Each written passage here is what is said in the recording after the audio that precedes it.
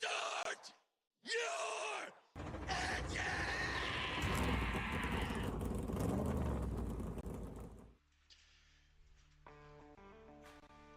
Ladies and gentlemen, all race fans of all ages, welcome here to NARAS Cup Series at Martinsville. We were supposed to be at Montreal this week, but we have changed a few things around today. My name is Tyler Jones, and I'm here with Josh Franks, aka Expert Racing. Expert, good old buddy, how do you think tonight is going to go?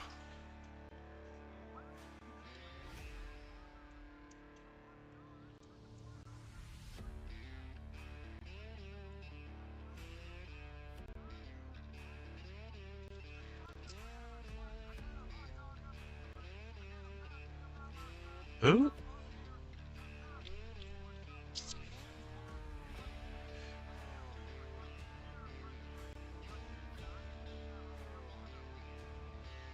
Right now, it is going to be a battle of the league. I promise you tonight is going to be an action-packed race. This is a 300-lap race, 100 laps per stage, only 75% fuel in that tank. But these drivers will have 8 sets of tires here at this tricky paperclip. So this is going to be something today that I will say might make or break a lot of folks' rest of the season. What do you think here? I mean, this is going to be used for several different things for these drivers.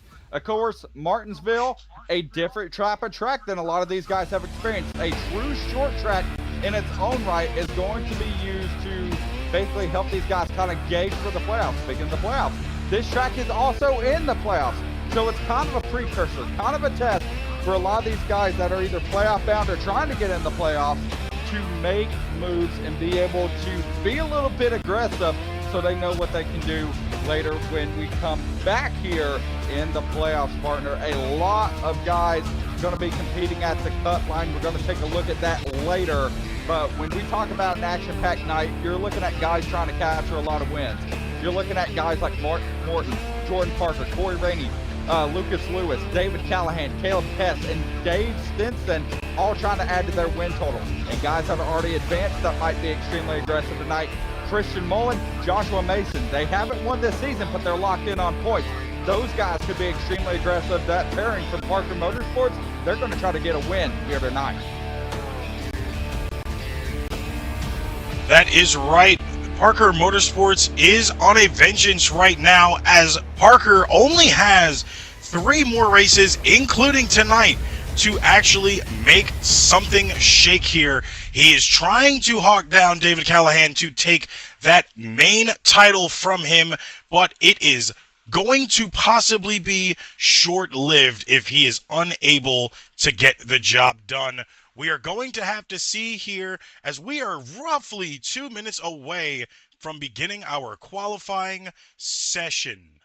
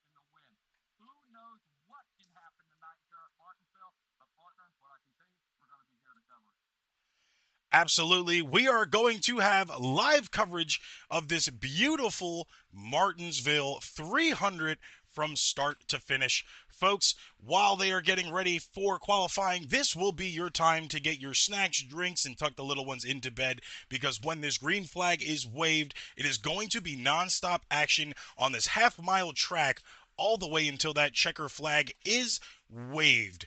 We have a few new guys on this track tonight, totaling this 18 driver run tonight. We have a brand new car, the number 2 of Colton Corbell.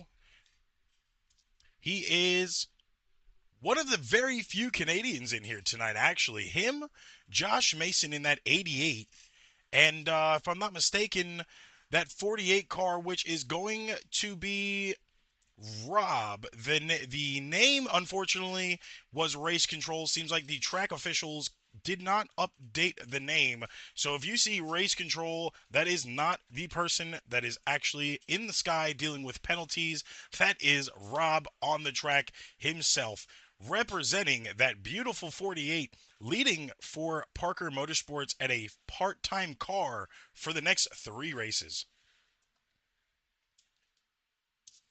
Now, they are in for qualifying right now. Let's see some of their times here. Let's go ahead and roll with Rob. Beautiful 48 Ally scheme he's got going on there. Not many people on the track. Colton is also on track, setting his qualifying times as well. One of our fresh drivers running a beautiful Brad Keselowski, I think 2019 Miller Lite Patriot Tribute. Tanner Siddon is also on the track as well, a part-time driver in that 24. Seems to be around. He is actually not on the track as we speak.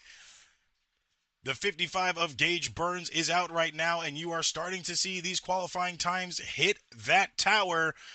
Corbell right now seems to possibly be in a pole position with a best lap of 19.04.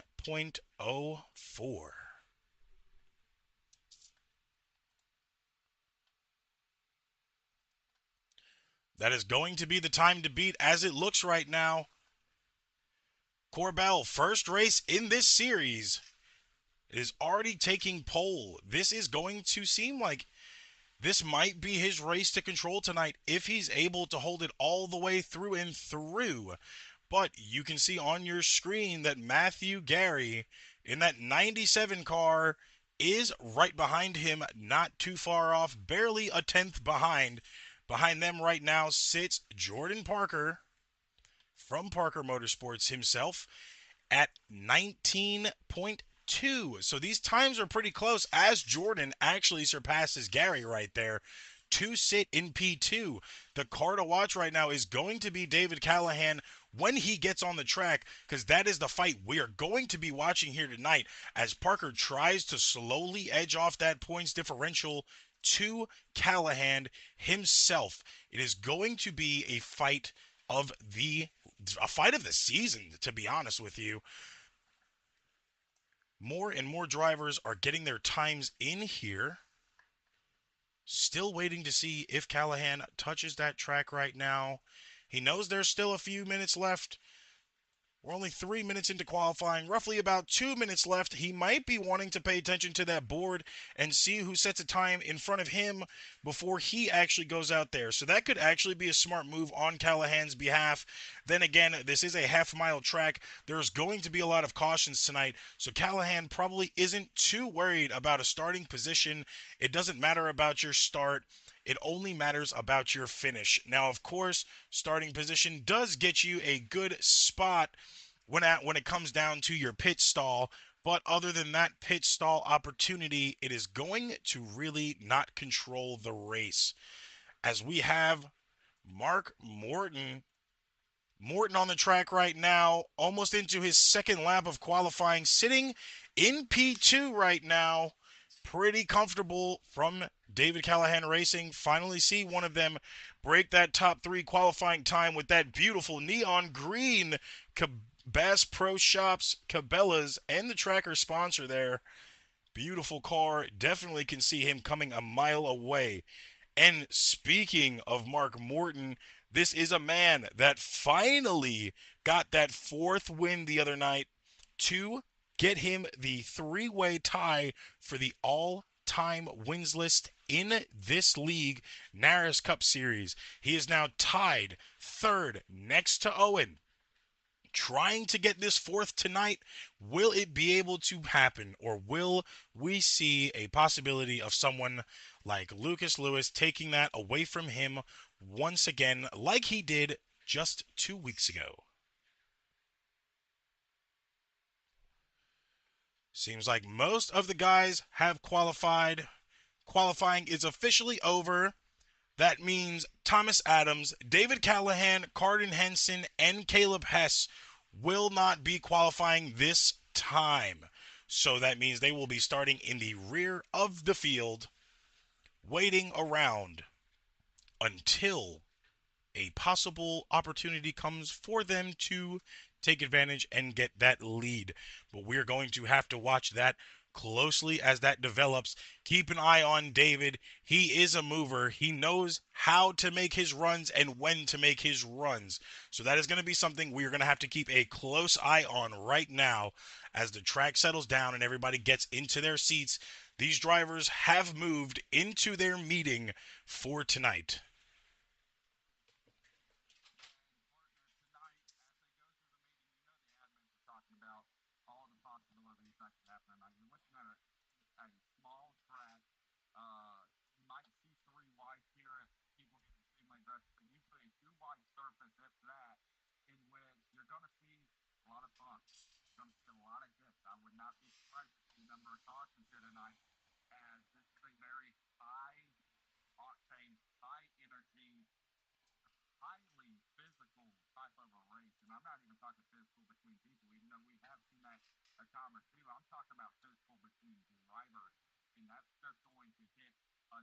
For these guys tonight, especially with the guys that have a lot on the line. Expect tensions to rise fairly quickly here at Martinsville.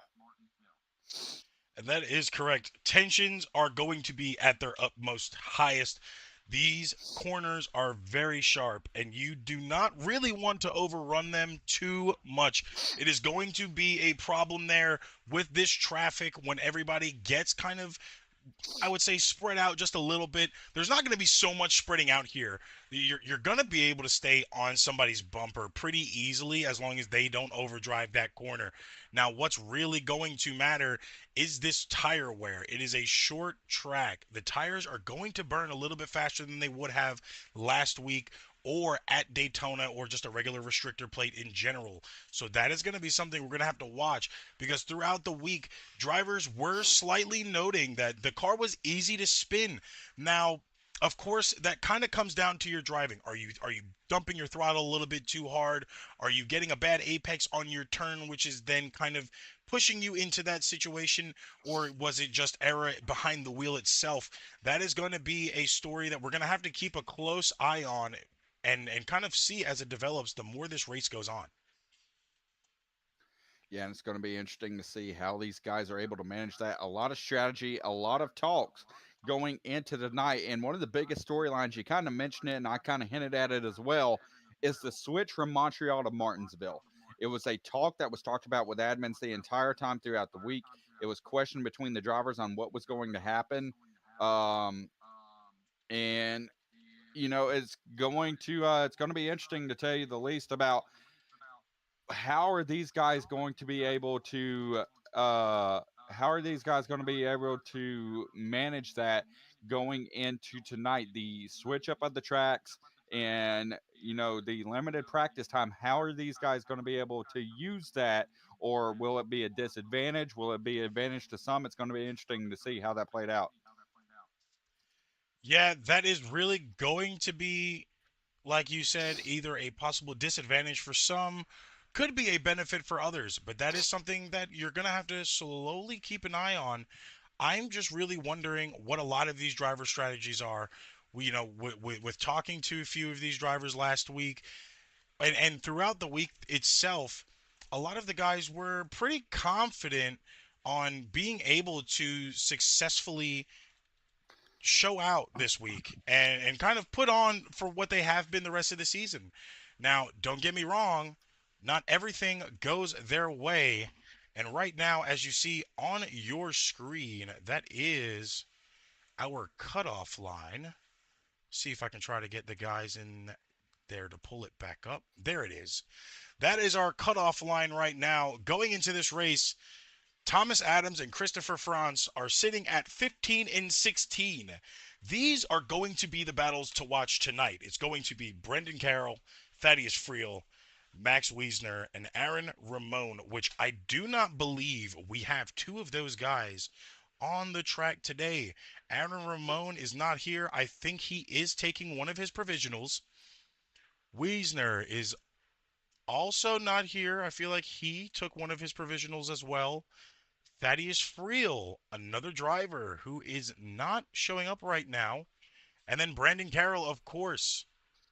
So it's practically Carroll's race tonight. All he has to do is show up, which he has, and put 11 points on Franz, which is not here tonight, and he puts himself in a position to practically win. Thomas Adams as well, also not here. So it is going to be a position for Brendan Carroll to take over. Yeah, Brendan Carroll with a great opportunity to possibly be able to jump in the standings. I mean, you're talking about the difference between 14th and 15 is about 70 points. That's not the biggest discussion here tonight.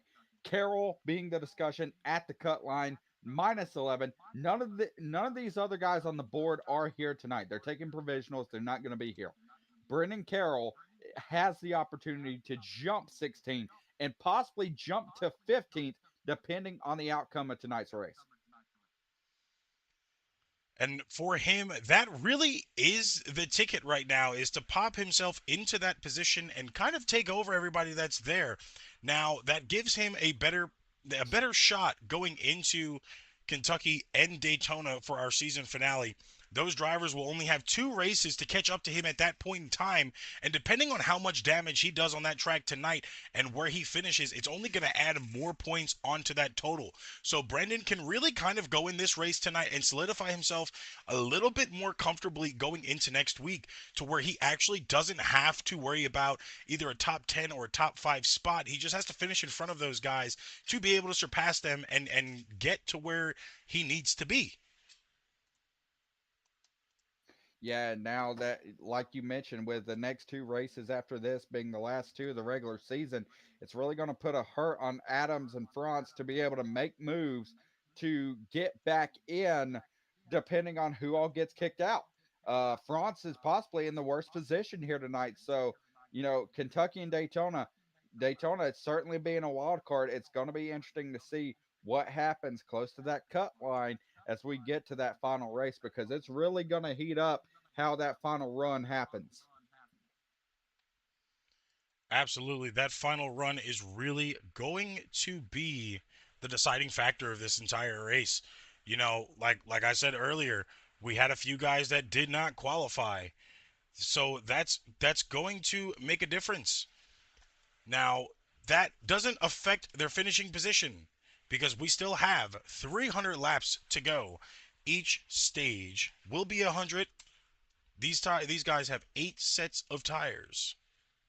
So the tires are really not the biggest problem for them tonight. It's about their line, maintaining that speed, holding the advantage to the other drivers, and practically being prepared to be the guy to take it all at the very end of the race. The longer this race goes on, the more cautions are going to come out, of course. So that is something that, might frustrate some of those drivers just a wee bit more than last week.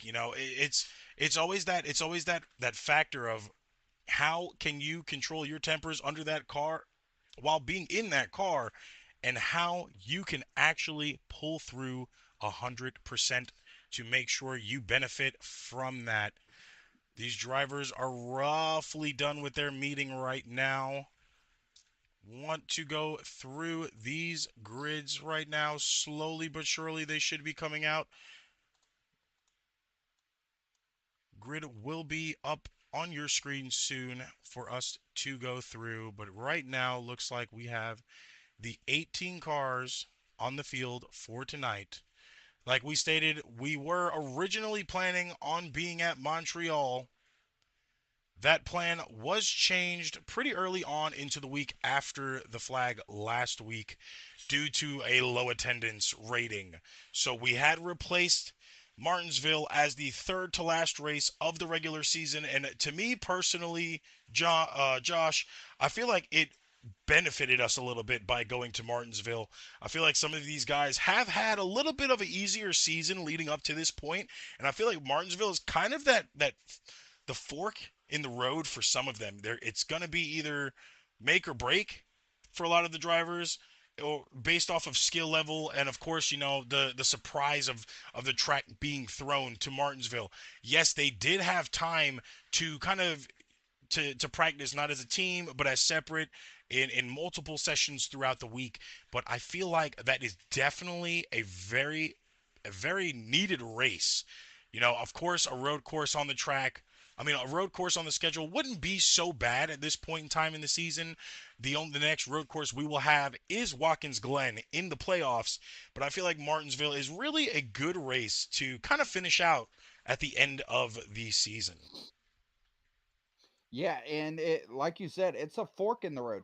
We've seen guys dominate throughout the season, but this is where you're going to see guys that may not have had the best season so far. Maybe the short tracks are more their forte than some of the bigger tracks we've ran on this season. This could be a place and where we see names we don't usually see.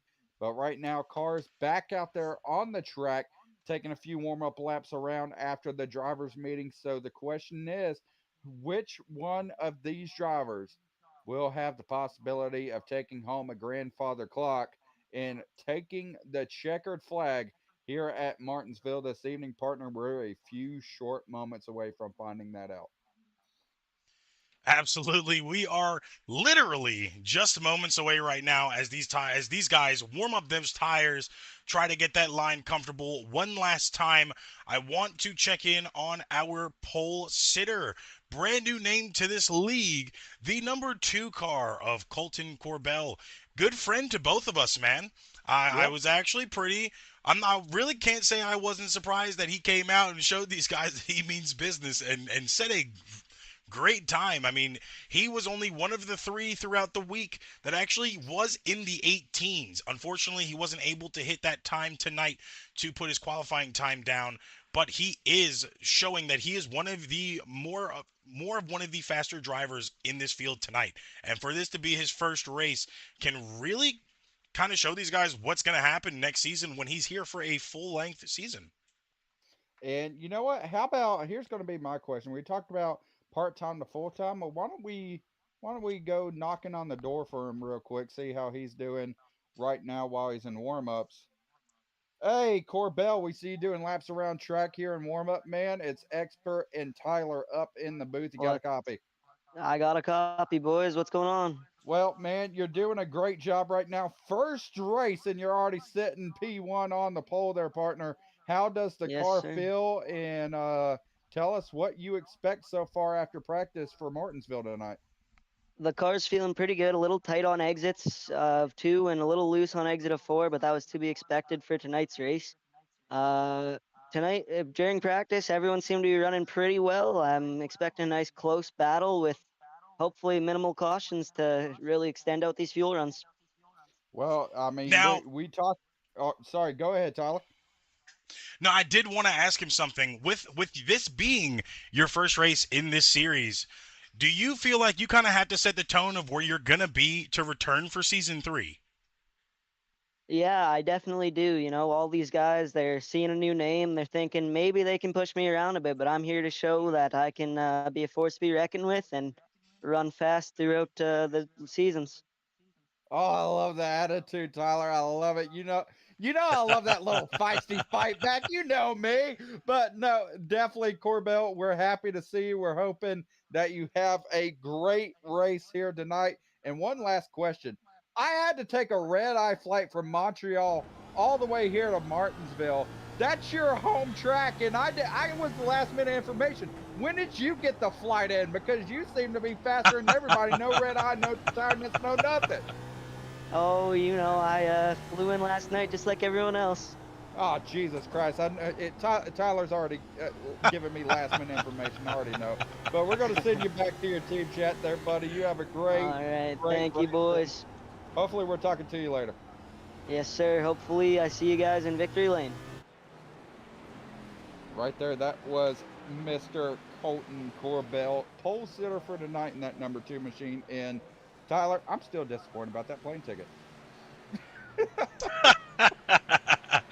Hey, look, man, not everybody can get their way. Sometimes it's just not beneficial. Unfortunately, you got the crap end of the stick there, buddy. I've been here since Friday. About to say, it was worse. You had me flying Spirit. That's what's crazy. Hey, I didn't pay for your ticket. That was on you. You booked last minute. You should already know what happens when you book last minute. Crazy. You're stuck with good old Spirit Airlines. As these drivers have officially finished warm-ups, we are just seconds away from lap 1 of 300 here. Let's go ahead and bring up this qualifying grid as these guys get ready and get the shakes out. In P1, like we've talked about, just had an interview with him.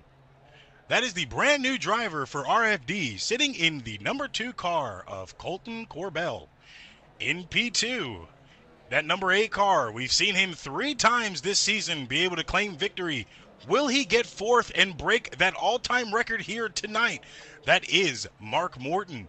In P3, we have no other than Parker Motorsports owner Jordan Parker in a position higher than Callahan, trying to fight for that regular season championship. In P4, next to him is Matthew Warhol, name we haven't really called much tonight or in general for the last few weeks, in the 54. The next line behind them, 5 and 6, is Matthew Gary in the 97 and the 88 of Joshua Mason. Behind them is Lucas Lewis in the 11 and Isaiah Fox in the 09 as usual. 9th and 10th are Tanner Siddon and Brandon Broadfoot, 24 and 22 respectively. In 11th place and 12th place, 11th in that 4 car, the owner of RFD himself, Corey Rainey, running that Quaker car tonight. And in your last place, excuse me, that is not the last place. In 12th place is quote-unquote race control, Rob Doucette, running part-time for Parker Motorsports tonight. Yeah, and you have Gage Burns there in P13, Brendan Carroll P14, David Callahan there in P15 from David Callahan Racing, Caleb Hess, Thomas Adams, and Carden Hansen going to be rounding out 16th, 17th, and 18th partner. Action-packed race we are going to have here. We are moments away from the green flag. One more trip around this half-mile track shall be given before these drivers, that 2 car down there, beautiful paint scheme I had thrown together last minute for Colton Corbell to take that first flag here at Martinsville tonight. Expert, I would like to ask you there, who do you see taking this race away? Let's go ahead and do our picks real quick. Who do I see taking the race away? The track. No, I'm just kidding. Colton Corbell, P2, old buddy of mine. Go ahead, give it to him. But out of the first turn, or last turn, I should say, coming down the straightaway, let's get a good old Martinsville. Yeah! You screamed so loud your mic cut out, but there is the green flag. Colton Corbell, your lead car. Mark Morton already a sizable distance off of that line, overtakes Colton on the high line and is now sitting P1. Just a lap in and we are already seeing moves through the field. A little bit of shake from that back half, but not much going on right now. We got to go back there for a second because there was a little bit of contact between Jordan Parker and I couldn't tell who else it was, but guys getting pushed way out of line. Let's go to our beautiful, famous Asphalt Racing Network Blend Cam while these few first laps are underway to kind of get a grasp of how the field is feeling. You see these guys a little bumping and banging there. The number 11 of Lewis putting the bumper to the back of Parker. Tried doing a little bump and run action, but he backed out of it. Going to back up the corner here. And now off the exit of turn 2. Will he get the run down the back straightaway to pose another challenge? No, sir, he will not. He's getting closer, though, and all these guys single filed up.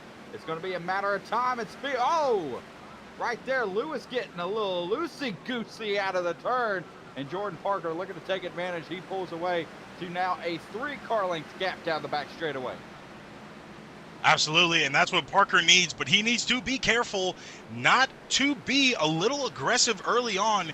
He has a very good short run. We have seen him a little bit questionable on his long runs this season. It's kind of affected him later on in the race. With 100 laps per each stage, it's practically the same strategy. Pit around maybe lap 30 to 40 for gas, possibly again later on in the stage for your tires and your gas, and then you'll be good. But that is something that he kind of wants to pay attention to. Keep a sizable distance from the cars behind you, but don't overdrive it too much to where it's going to cost you the lead, your position, or just a position in general. Someone I want to keep an eye on right now, that is that 18 of David Callahan you see back there in that beautiful M&M's car. I'm assuming that that pink is for October, which is Breast Cancer Awareness Month. He is slowly but surely comfortable on that low line. You see him not being too aggressive on his exits right now. He knows what his goal is here. He needs to finish in front of Parker to not let Parker pick up that many points, as we already have a caution. One turned around. Yeah, one turned around and one. Not sure if he was helped around on that. I didn't get a full look at it there, partner, but that looks to be, yeah, right there, the 24 of Sidden, who is already 1 lap down. Now let's go to this replay and see exactly what happened with this 24 car. Filling in for Parker Motorsports tonight in that 24 to get points. Seems pretty comfortable right there going into that back straightaway. This is where he possibly gets loose right here on the exit of the next corner. Pretty calm there, comfortable. You can see the back end starting to come out. So not sure if he's having a tire go down, what type of issue he was dealing with, but going through the next corner, let's see what happens. He looks fine there. Slightly moving up the track just a little bit. Taking that middle line. You see the you see him starting to get loose. Yeah, and look at this right here. Let's see what happens. Yeah, his car is getting way loose. Well, excuse me. Yeah, his car is getting too tight. Yeah. Yeah, I mean, he's battling a mix here. That's what I'm wondering. Did he have a tire going down or whatnot? You look at this down the front straightaway. Seems fine, seems fine, seems fine. Nope, helped around from the 54. Oh, there it is. And back into Thankfully, the wall, not able to... Oh, go ahead, partner. Sorry. No, you're fine. Thankfully, not enough damage there to really make a difference. Unfortunately, he is going to be a little bit further back than where he started now, sitting in 16th position out of 18 tonight. So he is back there, which gave a couple of people the opportunity to make way in front of him. That would be the 51 of Caleb Hess, the 48 of Rob, 7 car of Brandon Carroll, 4 car of Corey Rainey, Isaiah Fox, Josh Mason. They all were able to get around him unscathed. So as of right now, he is going to have to work and make back all of that time that he kind of was slowly and surely putting up there. During that situation, I saw a couple of people go in pits. I think that was the 51 went into pits. So you got to wonder right now, smart move for a splash of gas, as now Mark Morton and Jordan Parker are going to be side by side in this restart zone as the green flag is waved again. And my, oh my, there's already a wreck in the backfield there. Looked like the 48 of Rob Doucette spun around there. There's going to be another caution waved. I believe he also collected the 97. Yeah, he did, and it's just going to be the spin the tires on this restart. Let's take a look at it here. Off the go here. Everybody getting ready to go, and the 9 just checks up there. 18 checks up, and the 48's getting shoved by that 4 car and just did not go. And like you said, collected the 97. Luckily, the 24 who was involved in that previous caution able to get braked and not get involved there, but tough incident for the 48 and 97, who definitely did not expect that. They were both having very good starts to this race, being up near the front, and not what you want to see here early in this one. No, this is definitely not what was planned, especially not from most of the drivers. I feel like they were kind of hoping to have a little bit of a cleaner race to start off with and then get to the nitty-gritty at the end. Unfortunately, it's racing, folks. Things happen. As long as these drivers are able to bounce back and kind of get their positions back from where they lost them. Thankfully, those guys weren't so far in the front, so it doesn't hurt them that much. We still have an entire stage to go. We are only, I believe, 4 laps into this stage right now. So there's really not much that has went down to really say, oh, you know, I'm kind of stuck back here for my finishing position. They still have that opportunity to go out and get it. Yeah, I mean, look, Martinsville, is it a track that damage can affect you? Absolutely. Is it a track that a damage will end your race? Absolutely. But a small incident like this, get your damage repaired. Even if you have a little bit of aero damage still bothering you, it won't keep you from being competitive. So just with these guys, they just got to keep, you know, their head on swivel, get reset, refocused, and do what they can for their car as they get set for this one. Now, of course, it's going to be Mark Morton in that 8 car starting side by side with Jordan Parker here up front.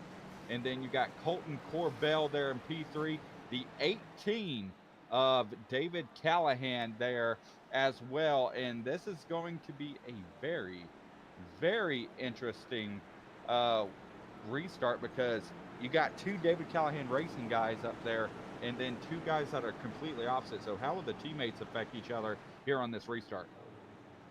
That is going to be the question. Is either one going to give way as Morton takes that green flag once again to an immaculate restart right there? Gave him that momentum on Parker, but Parker is not playing around on that outside door of Corbell.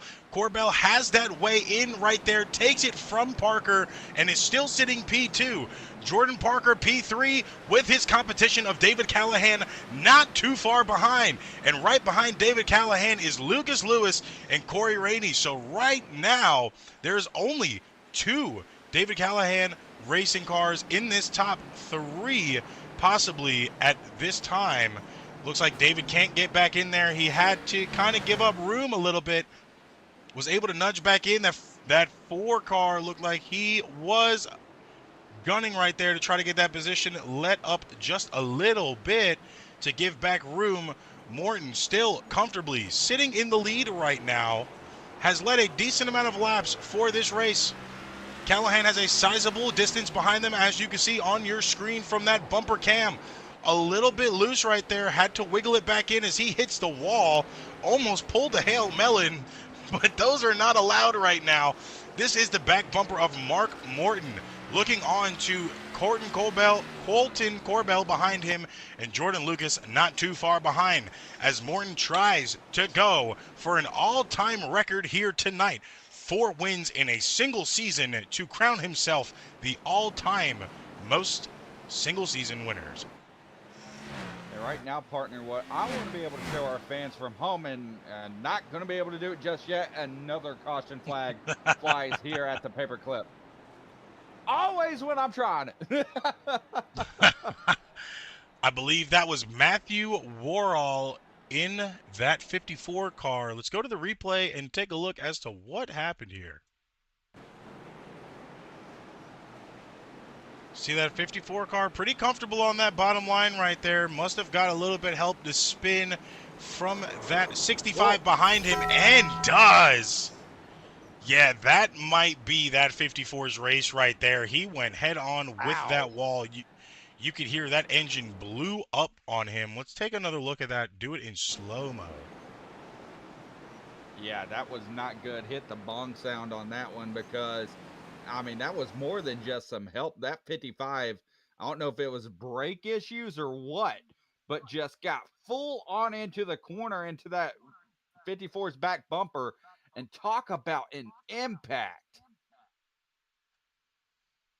Yeah, and that would be the 55 of Gage Burns. You see the 97 got a little bit loose after that, had to ride that apron going around that turn right there. You got to wonder what's going on right now in most of these drivers' heads. Is it nerves? Is it aggression? Is it just not familiar with what the cars around you are going to do? I feel like it's less aggression right now. It's still pretty early. Unfortunately, this is our third caution of the night. We are roughly not even a quarter way through stage one.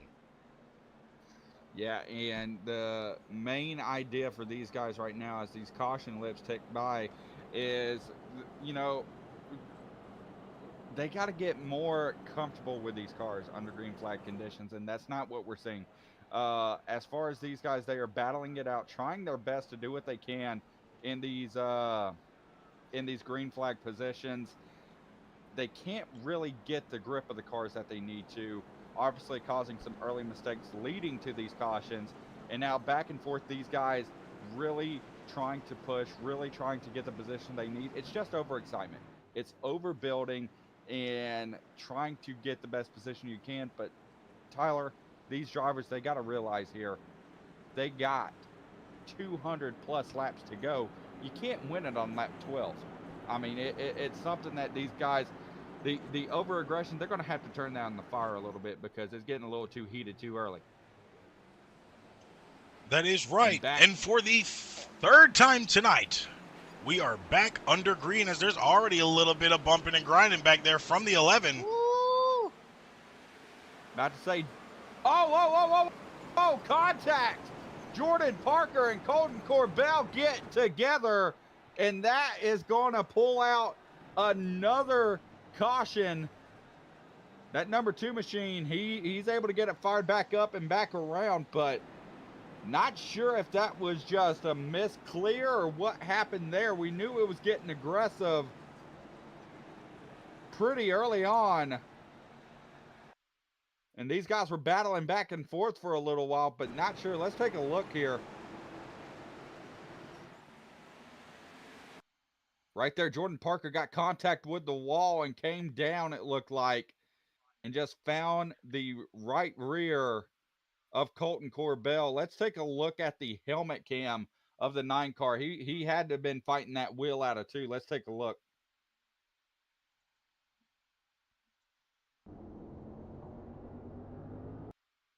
Right here, this is off the 2 car, Corbell.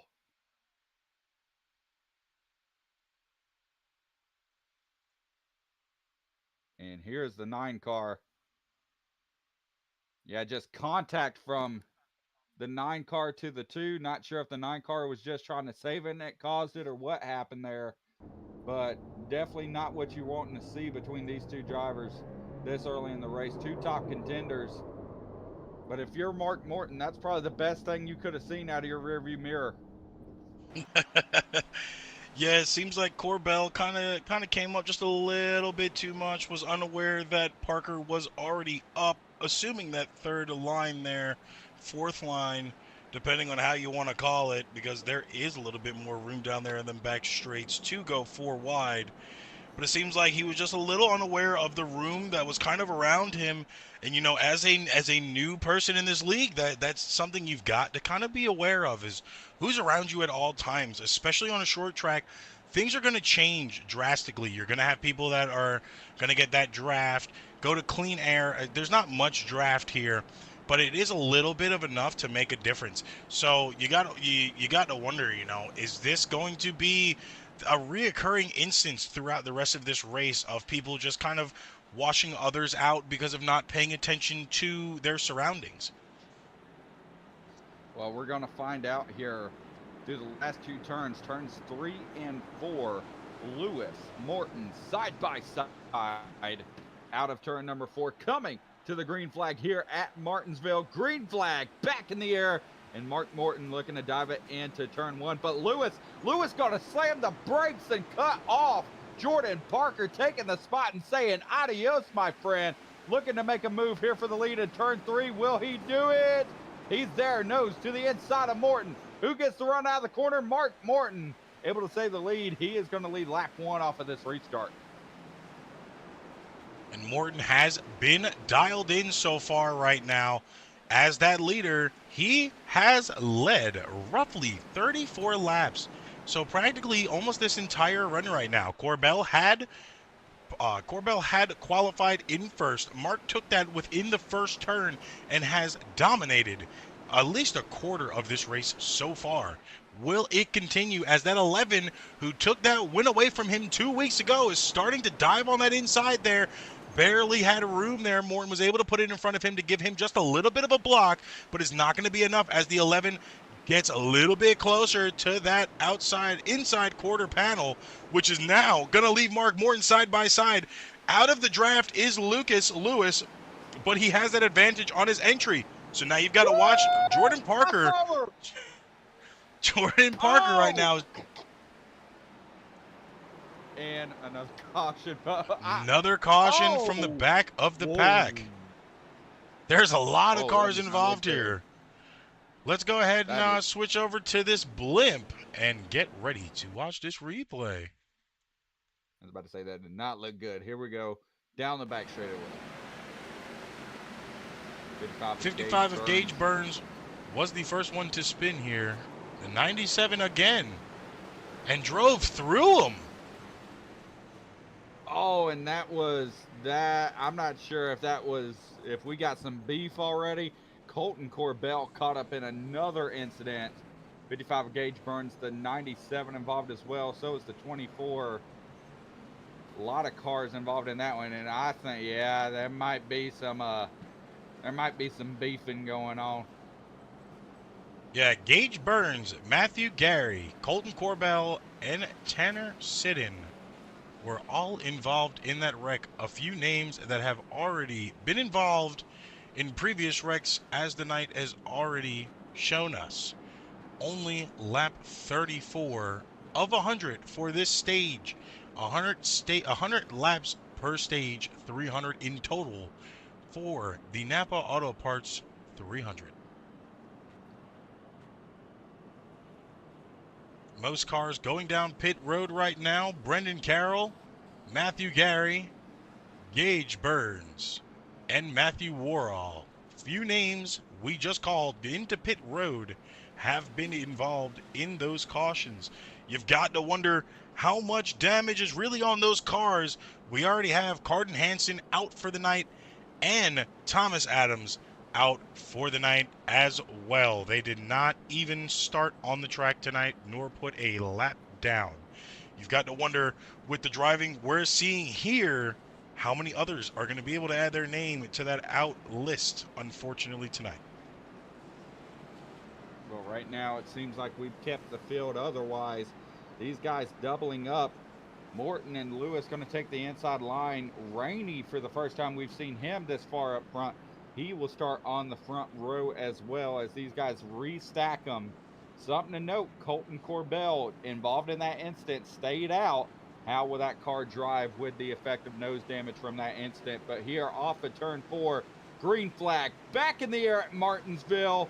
And we have the stack up, but here comes the 11 of Lewis to the point, 3 wide nearly as we dive into turn 1. Rainey all over the back bumper of Lewis in that number 4 machine. Mark Morton losing 2 positions there. Going to battle back for third here as Lucas Lewis pulls away from Rainey and battling on back there. Morton side by side with another competitor as they dive out of turn number 2. Who is going to get the advantage here for that third place spot? It's the 09, it's the 8, side by side through 3 and 4. Now here comes the side draft down the straightaway, side by side, diving into turn 1 once again.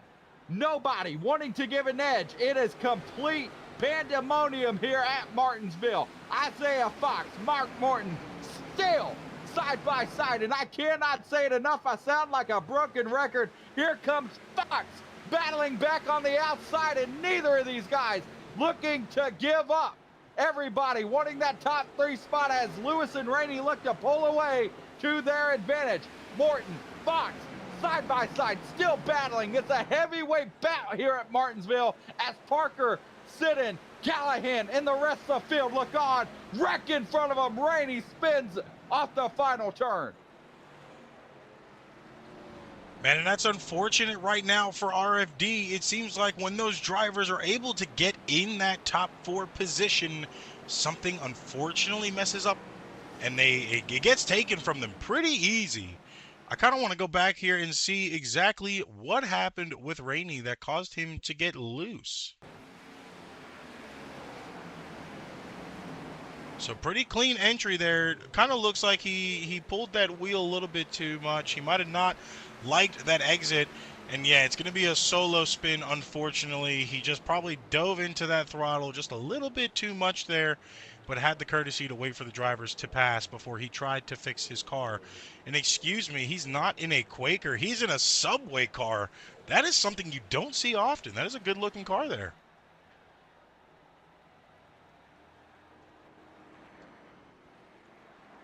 But yeah, unfortunately, that's going to cost Rainey to have to go back down into 9th position, 8th position right now, actively, and wait to get his spots back slowly but surely as this race goes on. We're only 40 laps into this race. 50 meets the halfway mark of stage 1, 2, and 3. These drivers only have 8 sets of tires and 75% of that tank full of gas, so strategies are still going to have to play. Caleb Hess was in pits, is now regrouped with the field. Corbell is in pits fixing that damage, so that might have affected him a little bit there with that last wreck. He is now back on the field. Matthew Worrall in that 54, repairing most of his damage from the last couple of cautions. He will be regaining with the field shortly, but as of now, he is still in pit road, taking all of that damage, as these cars should be getting to the choose cone this time by.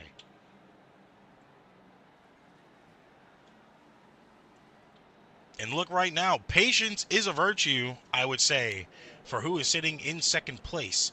That 09 of Isaiah Fox. He has been comfortable. He has not done so much to really stand out other than his side-by-side with Morton.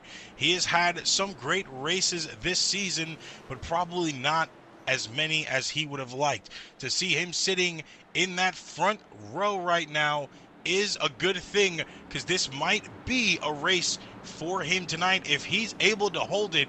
He did start in 8th place, is currently in 2nd, side by side with Lucas Lewis, as we get to the restart zone to wave the green flag once again for lap 50. Halfway through stage 1 at this point in time, Jordan Parker has not budged out of this top 5 as much as possible. He is still sitting comfortably. Isaiah Fox in 2nd. Rob Doucette in 4th place in that 48 car, part-time. Tanner Sidden, part-time driver in that 24 car, in 5th place right now. Corey Rainey in 6th place, sitting behind him. Joshua Mason in the 88. Colton Corbell in the 2 car. Brendan Carroll and Gage Burns round out your top 10 as we have the 7th caution of the night. And it looks like this time this was on David Callahan and the pack around him. Let's take a look at this replay and see exactly what happened. So David and Mark Morton right there. 51 of Burns. 51 of Hess, Looks like they locked up brakes on that high line, and it just caused him to hit the back end of that car in front. Let's watch that one more time in just a little bit of a wider camera here. David Callahan on the bottom lane there, as you see. The 22 of Brandon Broadfoot just off the bumper. The 78 kind of rolled pretty slow into that corner, and David locked up his brakes to try to minimize as much damage as possible. So right now, that's going to push Callahan back a little bit further than where he was. Actually, let's go back to that, because I'd back it up, because that was actually initiated from contact between the 55 and the 78.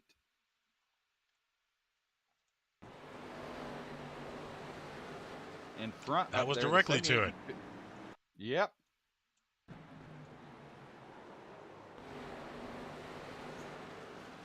Yeah, that 55 and 78 did have some contact there.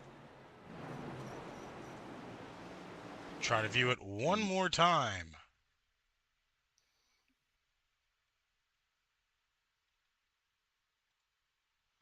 Go to the blimp. It's easier to see this way. Yeah, that 55 came down and tried to make way, but it just did not work, which unfortunately had Callahan slam on his brakes. Good work on Callahan. Oh, well, sorry, partner, but it's going to be interesting, because I got to tell you right now, we're waiting a word from race control right now, because there were some numbers put out that if they pulled out another caution, that if they could get an EOL, well, the 55 is probably getting reviewed right now for possible cause of caution, and he is on that list of numbers, so interesting to see if he gets an EOL. Yeah, right now the numbers on that list officially are the 48 of Rob Doucette, the 55 of Gage Burns, the 97 of Matthew Gary, which is in pitch right now, the 9 car of Jordan Parker, and the 4 car of Corey Rainey, adding the 7 car of Brendan Carroll on there as well, as we are back to green once again. Yeah, back green, 4 wide in the back there, partner. Definitely a fight happening back there in the back of the pack. Talk about a fight, though. Isaiah Fox does not give up. Right there, second position. Look at him utilizing that outside lane. I don't know if I've seen anybody outside the name Mark Morton use that outside lane as effectively as I'm seeing that 09 car do it, because nobody has been able to solidify a pass on him from the outside, and the 9 couldn't take it anymore. Doesn't seem like they're going to call a caution for that one. Yeah, and that's going to be tough for these guys to deal with. The 24 and the 9, and now the 9 spins out. Whoa, what happened there? That looked a little violent. Yeah, that's going to hurt Parker, as he's going to have a lot of damage to have to repair after that. Let's see exactly what happened here. You see that 4 car a little bit loose on that back end. This was after that contact with Isaiah that he was able to maintain here. Seems like he just got a little bit too loose with all of that damage, a little bit of that body panel damage, which does affect your aero. Will be another self-spin. You got to wonder, are they going to give him the EOL for that when he didn't technically cause the initial situation to happen? As you see, the 09 on pit road. I gotta think that it could be a possibility. I would not be shocked about it, because I mean it's going to be up to race control review on what they see on the initial incident on the front straightaway that led to the damage, that led to the self spin. A lot of factors for race control to try to separate out here, but I don't even think that's the biggest problem. That 9 car and the damage he has may put him towards the back of the pack anyway. Yeah, and that's going to hurt. Jordan has been comfortable in that top 3 position right now. He's outbeat David Callahan for the 54 laps we have ran so far. But Callahan is now going to be in front of Parker It doesn't matter where they are actively during these laps. It matters where they finish these stages. And for Jordan, it matters the most, as he has to knock down that points gap to Callahan if he wants a opportunity to try to take that regular season championship. And Jordan Parker, he started third, currently 14th after that incident, has a long way to go to get back towards the front as these guys come around to choose cone. The question is going to be, how well does that 9-car drive, that Chevy machine, does it have the durability to get back up front? Speaking of up front, Lucas Lewis in that 11 machine, that Safe Light 11 car, holding on to the lead opposite of the 24, the 4, and the 8. Will he be able to continue on his pathway of holding the lead? We are about to find out here as the pace truck pulls off. They are going to take the sharp left turn here at Martinsville, the short bank track here, and we are set to go green flag racing once again. Green flag in the air here at Martinsville.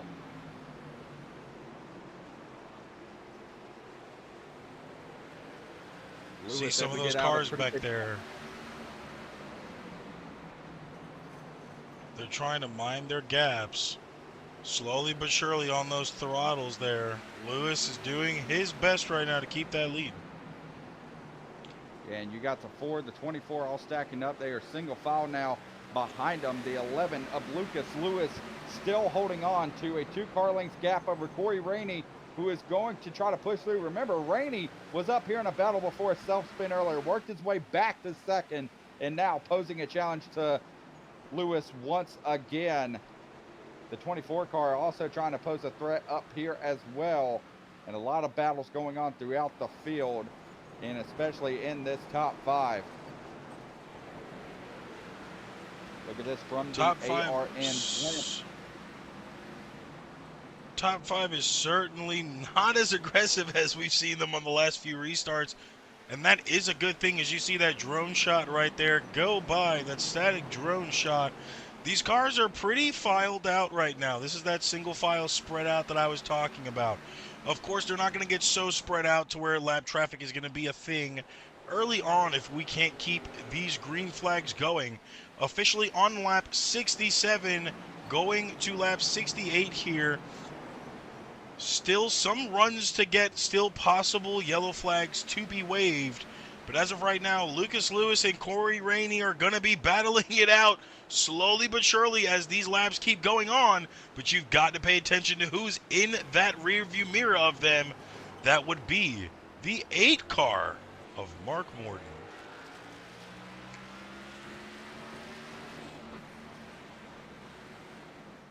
Yeah, and right now, Mark Morton, currently P3, is working his way back up towards the lead.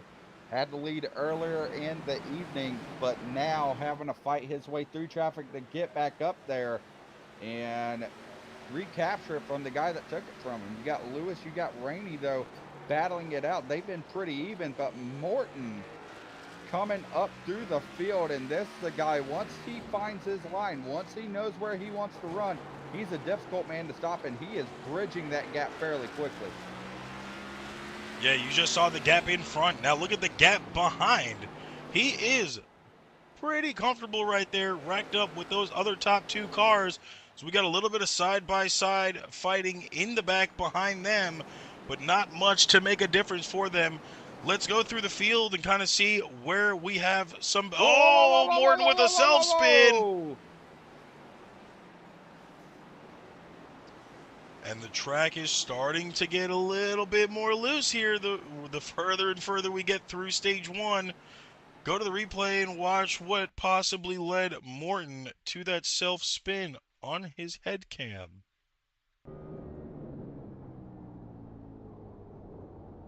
I see. Take a look at his RPMs on the dash. As soon as he gets on the throttle, look at that. Yeah, the back end just comes out. Too much left turn in that car. And just unfortunately could not get the car to be able to stay straight off the corner. The back end just comes out on him. And yeah, just a little issue with the throttle there. Too high RPMs. The wheels just spinning, couldn't find any grip to hold it straight, and the car just kept turning. Yeah, and that's unfortunate for Morton, as he's now going to drop down all the way to 10th position, which now gives Lucas Lewis the lead back once again. Tanner Siddon behind him, a name that's been in the back, involved in at least 2 to 3 wrecks earlier on the night, now finds himself in that top line on the top to do this restart. The 88 of Josh Mason from Parker Motorsports behind him in P3. The owner of David Callahan Racing, David Callahan, is now back up into 4th place. One of the most movingest drivers of the night. He has gained 11 positions overall from where he started. Will he be able to hold it on? Rounding out your top 5 is the other Ford, the 22, sporting that pink with some of the other cars in the field for breast cancer awareness. That is the driver of RFD, Brandon Broadfoot.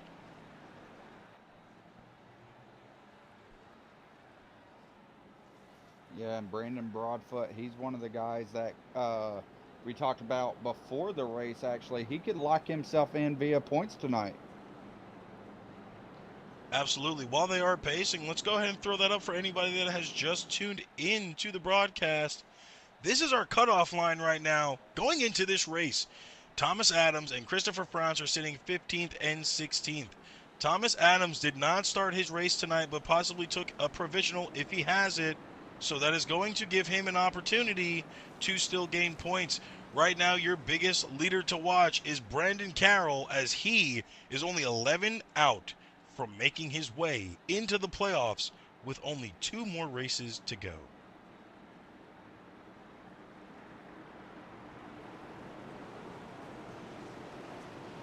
Pace truck is off. Lucas Lewis taking us back to green with David Callahan on top. Here we go. Green flag is in the air once again here on lap 77 of 100 for this stage. 300 laps in the entire race. We are already through almost a quarter. Right here, Callahan battling trying to between fight there. David. Ooh.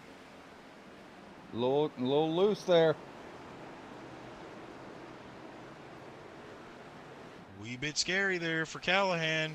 Little scrub against the wall, but not much to kind of make a difference. He's still there, still running his line clean. He is pulling away from that pack with Lewis in front of him, but there's contact in the back.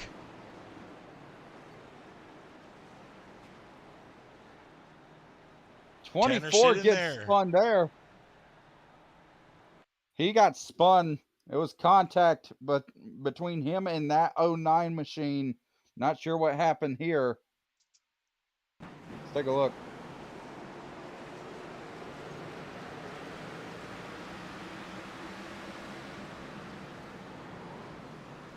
Ooh.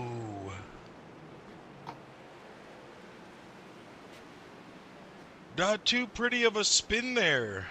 09 just bumped him a little bit too much on that left rear, and that just sent Tanner all the way up into the wall.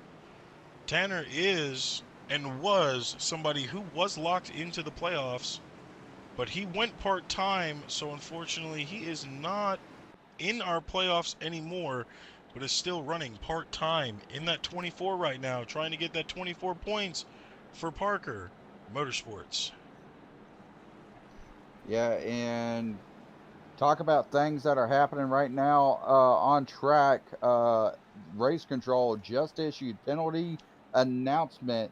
The 09 of Isaiah Fox issued an EOL for that incident.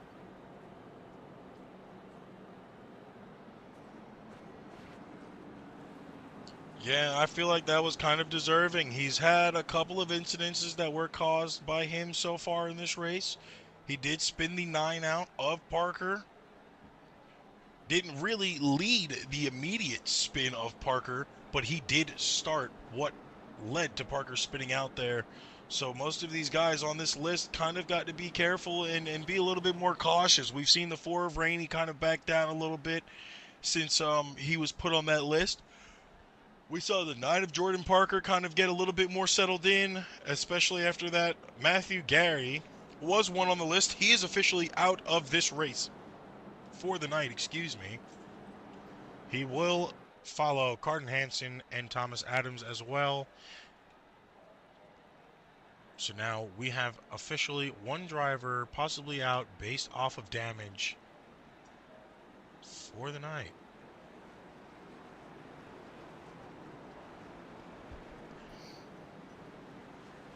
As the 11 is going to take us to green flag again with that 18 of Callahan sitting side by side. Brandon Broadfoot is now in the top 3 as you see some of those drivers trying to warm their tires up as the pace truck comes off the track.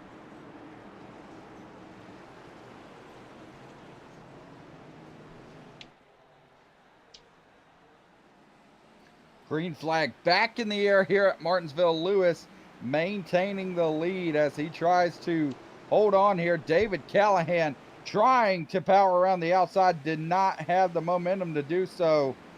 Now diving through 3 and 4, Lewis still with the advantage out of turn 4. A little loosey-goosey there, but able to hold on to it. Now he will lead the first lap after green here.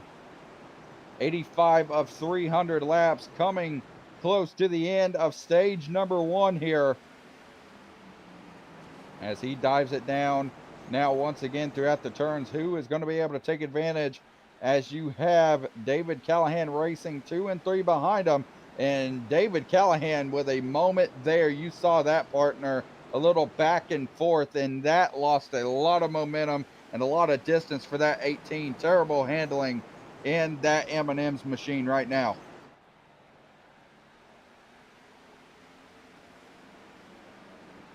He's getting a little bit loose there in the corner, has his teammate on the inside of him, the 8 car of Morton.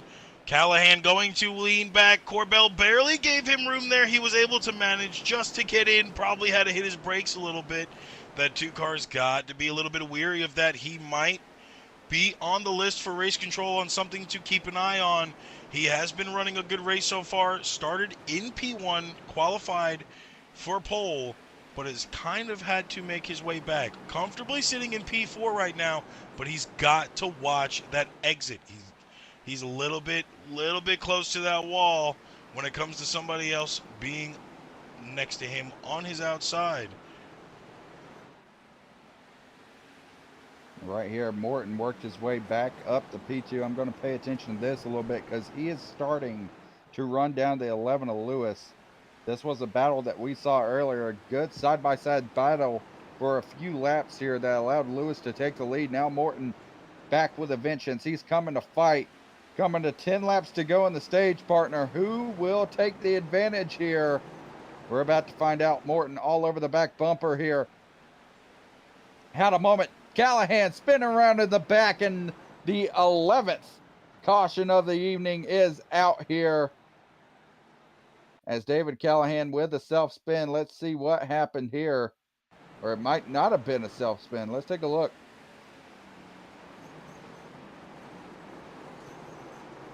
And no, definitely a self-spin. That car all over the place. Not sure if it's something braking or a handling issue, but give credit because what a save to keep that thing out of the wall. I will say that for sure. That was an immaculate save on Callahan. That is season. He's one of the few seasoned drivers on this track. And I mean, you've seen him and Morton, 2 cars from his team tonight, save the damage on that front end by locking those brakes up and knowing how to turn that wheel.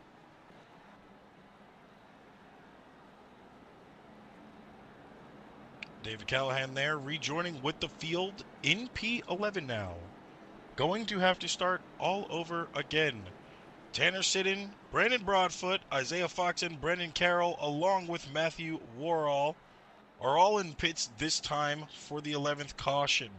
Speaking of Brandon Broadfoot, a man that was just sitting in the top 3, someone that had to start all the way at the rear of the field tonight because of explicit language over the radio during Pocono.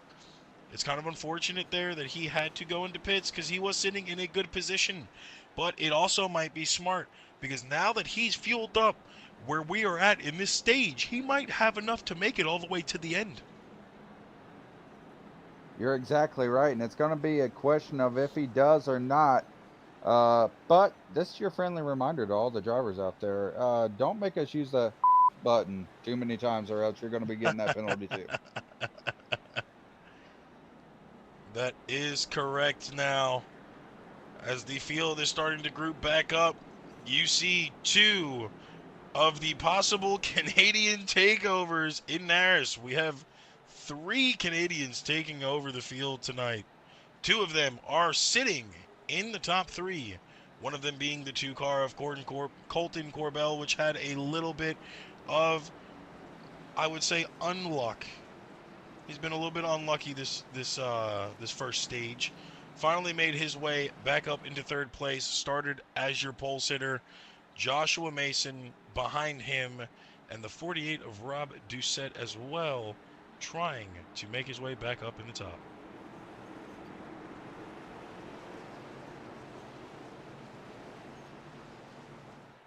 Right here out of turn 4 of the field, getting set up once again. Green flag back in the air, and now expect a battle here. Lewis, Corbell, Morton, top 3 guys all battling it out. Corbell and Morton side by side, getting real close to each other as we set up here into turn number 3. Morton with a dive. He gets right to the back bumper of Lewis. Corbell and Rainey battling behind him. It's a stack up through the back of the field.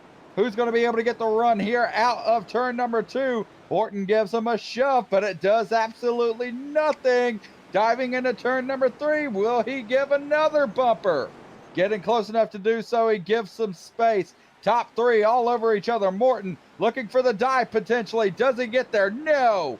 Now to his back bumper. 1, 2, 3 all over each other. Out of turn number 2, down the back straightaway. Lucas takes the defensive line. Morton to the outside, side by side for the lead at Martinsville. Morton with the run off the corner, down the front straightaway. They dive into turn number 1. Can Morton hold on the outside? No, Lucas pushes him out. Morton lining up once again with the run down the back straightaway. Does Lucas defend? No, he does not. Morton does not have the space, but he has his bumper, which he uses, but it knocks himself out. He gets loose. Lucas takes a 2-car length advantage as they dive into 1, and now Corbell here to put the pressure on. He gives him a bumper. 3 wide behind him now as cars getting loose all over the place. Rainey looking to take advantage for P number 2 now. Diving below Morton, side by side, down the front straightaway. Rainey giving space, caution. Now flies over once again,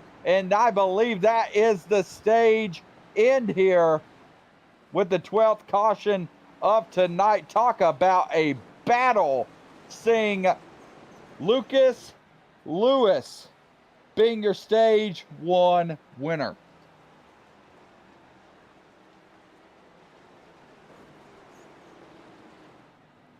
And a good stage it was. A little reckless there in the beginning. I will say that. Lucas comes out and prevails.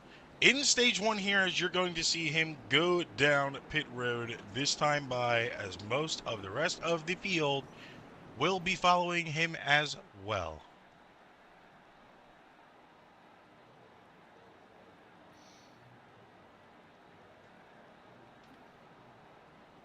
So, Josh, stage 1 is in the books here.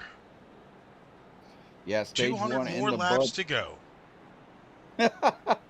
12 cautions in 100 laps, partner. You think it's going to be a wild night for us? Oh, it's going to be a wild night for sure. By the end of this race, I feel like most of the drivers are pulling hair out. Gotta love it. Got to love it.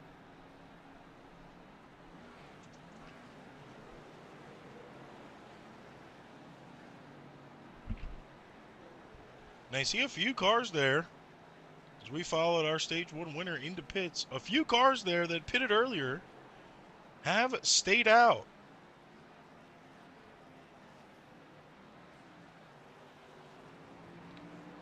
I feel like that is the 22 of Broadfoot. Like we said, had to start in the rear for explicit language over the radio. Sitting in P1 behind the 9 of Jordan Parker, excuse me. The 09 of Isaiah Fox, who is on a thin leash right now to our race control in the sky.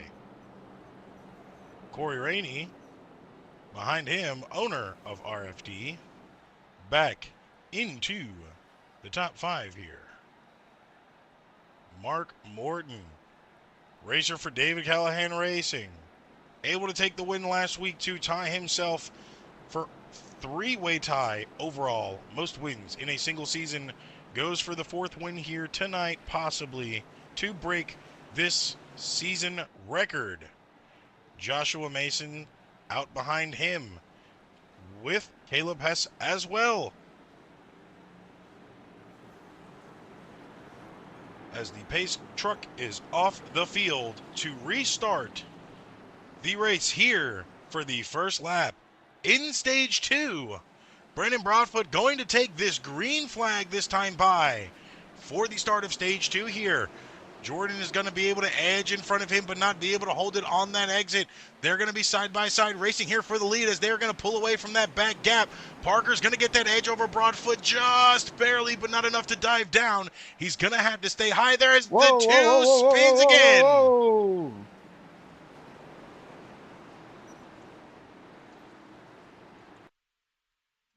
Let's check what happened there. Seems like it might have been a solo spin from the 2 car.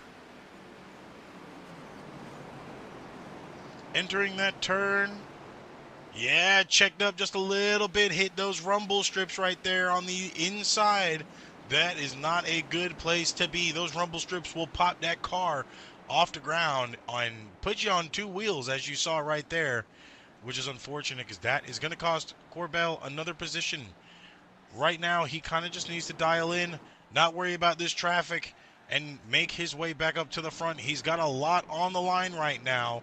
A possible win and in if he can make it happen here tonight. So that's where a lot of that edge is coming from on his behalf. Brand new, beautiful car, but he's just got to dial it in just a little bit more.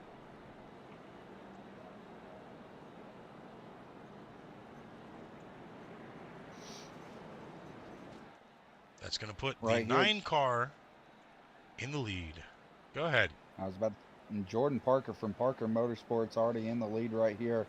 The stage finish kind of shook up the field. You already touched on it a little bit, and I think it's going to be causing a little bit of chaos here to start off this one, just because we're not seeing, we're seeing like guys like Brendan Broadfoot who haven't been up front. He's getting a shot to be able to take the proverbial lead here under this next time around. He has a chance to battle Parker and get in the lead, but we also have guys that we have seen up here. We got Corey Rainey up here, guys like Mark Morton. So it's going to be interesting to see how they are able to navigate guys who haven't been in the lead thus far, how they're able to battle around and see how these guys are competing, not knowing how they are. They haven't been racing around them all race. So it's going to be it's a filling out process for these guys as we continue on here. Caution number 13 here in the Napa Auto Parts 300. And here we go. Choose cone this time by. And Rainey and Parker going to be starting out here up front.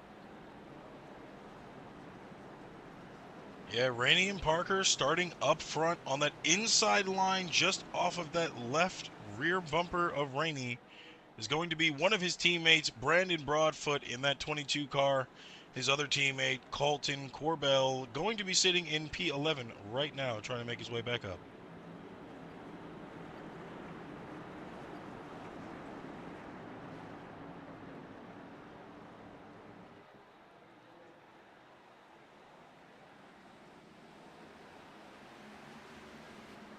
And here the drivers go again for another green flag here tonight. Jordan Parker in the lead, comfortably trying to hold this gap over Callahan, putting as many points down as he possibly can to get that regular season title.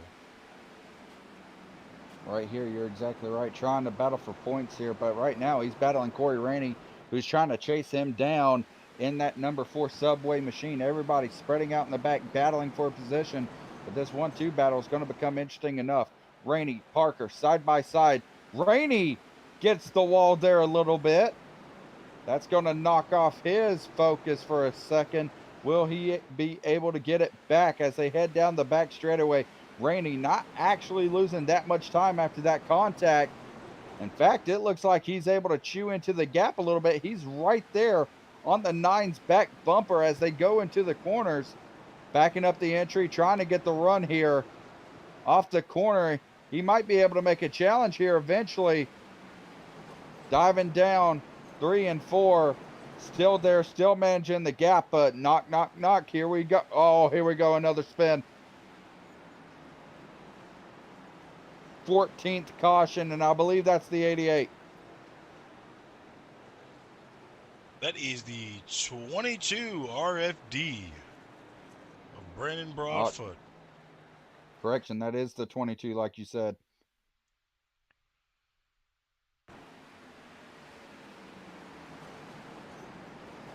See what happened here. Did that outside line get him? No, it was that rumble strip.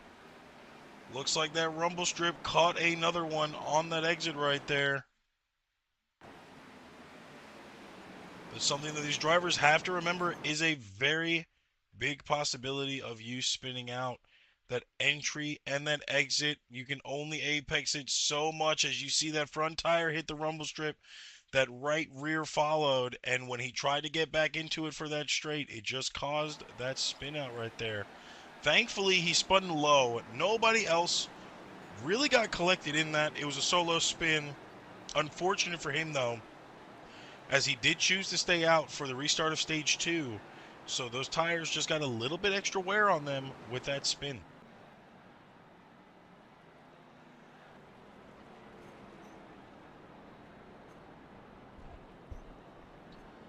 13th caution of the night. The 14th caution was that stage break.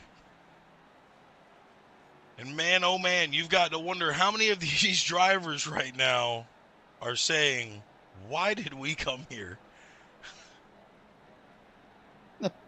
I want to know the stress levels of some of these guys. That's going to be the question. Speaking of the stress levels, let's go and let's find out a few of the stress levels if we don't mind. Let's go and talk to let's talk to our old buddy Mark Morton real quick. Hey Mark, it is Expert and Tyler in the booth, buddy. You got a copy? Yes, sir. I got you. All right, man. Look, it's been a crazy race so far. We're on caution number 14 here. You're sitting P3. You've been up and down this field tonight, buddy, and you're coming to the choose cone, I believe. What can you do to possibly retake the lead here as you're going to be on the front row? Hopefully, I can get a good restart with next to Jordan, so that way I can be on his outside. I've watched with racing with Isaiah that they like to if you come up the corner on the side, you can actually get a pretty good run. Well, I'm going to go ahead and let you go since you're about to restart, buddy. But good luck, and hopefully we'll be talking to you later. Appreciate it. There was Crazy Train. Well, let's see if he gets a Crazy Train type restart here. He's going to try to take this lead here from Jordan Parker. Green flag back here at Martinsville. He's going to take over P2 solidly over Rainey here. But look at this crossover down the back straightaway. Parker takes the defensive line, and here comes Morton to that outside. Morton is not a force to be reckoned with, as he's showing it here. He does not care if Parker is going for the regular season champion. He knows he wants that 4th win. Like he stated multiple times this season, it really should be 6. And I do agree with him. He should have 6 wins overall.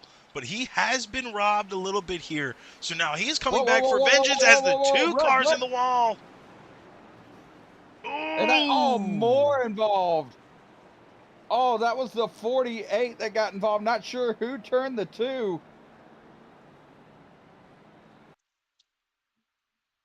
Let's take a look from the ARN Blimp Cam.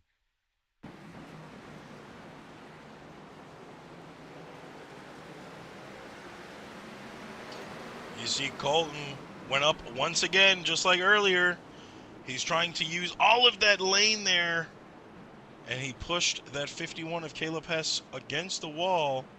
Also caught that front right side of Rob Doucette, the 48 part-time driver for Parker Motorsports. Race Control cannot be happy with that wreck again, with most of the other drivers as well. Probably not too happy going into this restart here.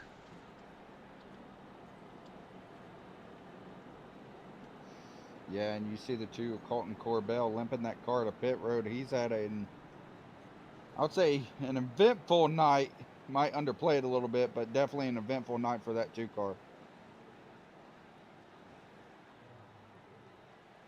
Uneventful, I would say, as well. It's an unfortunate situation. It's not really much. I kind of want to see who else was involved in that while we have to wait for that re-rack. Who else was around him?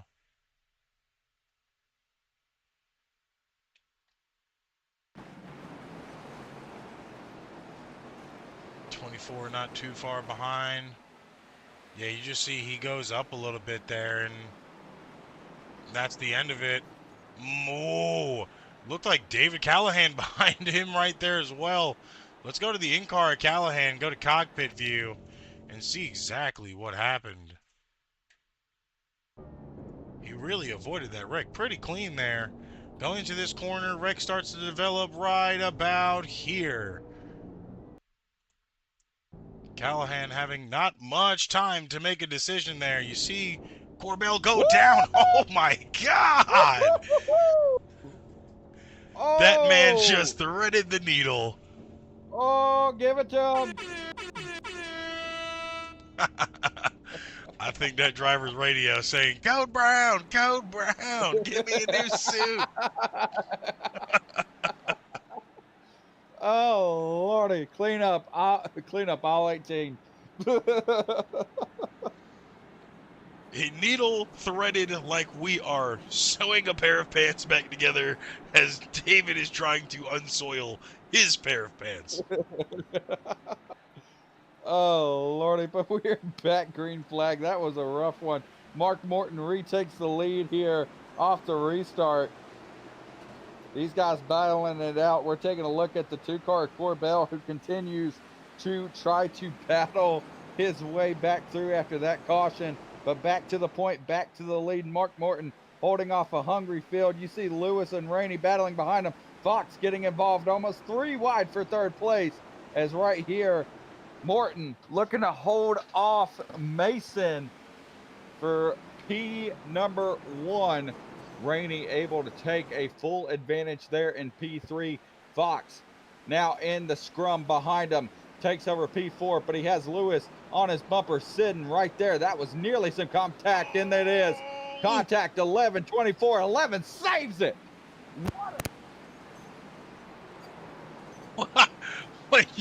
You keep screaming so loud, your in-booth headset keeps cutting out. Dude, I can't believe it. What is going on? What an immaculate save.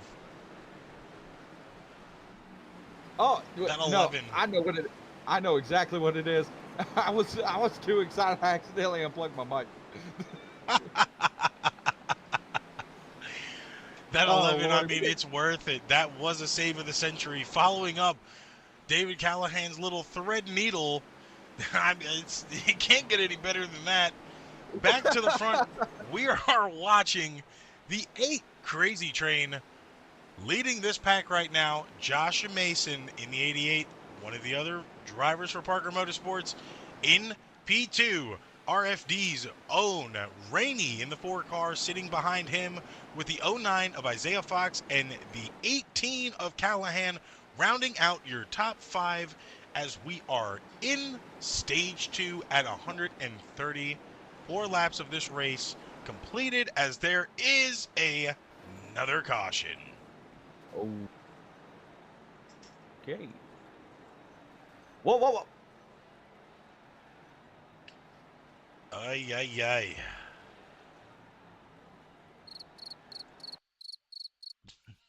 That was an arcade break moment.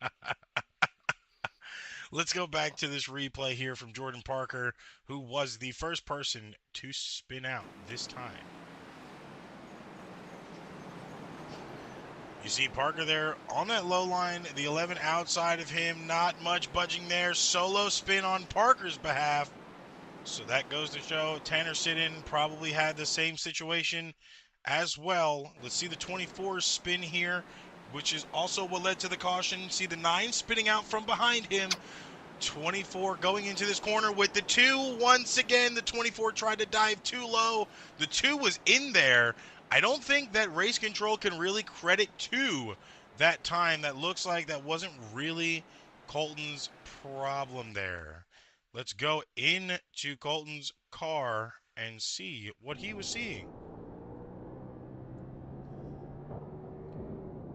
So he's trying to hold this line. Had the line there. I don't know now.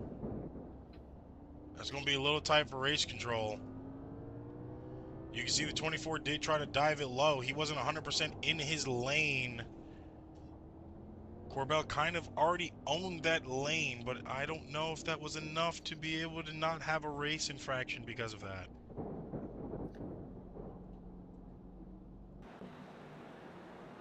What do you think there, partner? I think it's just short track racing. Short track racing it is. A little short track racing. 15th caution under green of the night. About to say As dinner the sun reservation keeps there, setting. partner. I was about to say dinner reservations. They're out the window. No. Yeah. Non-sponsored, non-affiliated, but it seems like it's going to be a DoorDash type of night. I was about to say no more Texas Roadhouse. Texas, oh, that's out the window. There's going to be a hefty wait time on a Saturday night at this point in time. I don't got time for that. It's more of a ramen noodle grilled cheese type of night. Oh Lord! Right, crack open the can of tomato soup. Get the grilled cheese going. You know, just hotel food. It'll be all right. Pace truck off the track. 8 and the 88. Taking the green flag this time by is Mark Morton as your control car. As the green flag is waved, Morton going to go high there to assume that line, get him a little bit better of an entryway into that corner. Benefits him as much as possible there, as he's going to be able to take that position comfortably. Caution is out once again. I'm having, I don't see anything on my telemetry that states a yellow being thrown. It wasn't from the front of the pack there. Let's take a look. Let's see throughout the back. See if we see anything. Go to that blimp cam. See if we see anything here. Deemed caution worthy. 18 gave a little bit of a bump to the 4 there and kind of went 3-4 wide. Almost went down pits, but... Let's take a look at the 2-car Corbell. He was at the back of the pack. Something happened back there. Let's go and see, because they automatically switched to that. Let's see what's going on back here.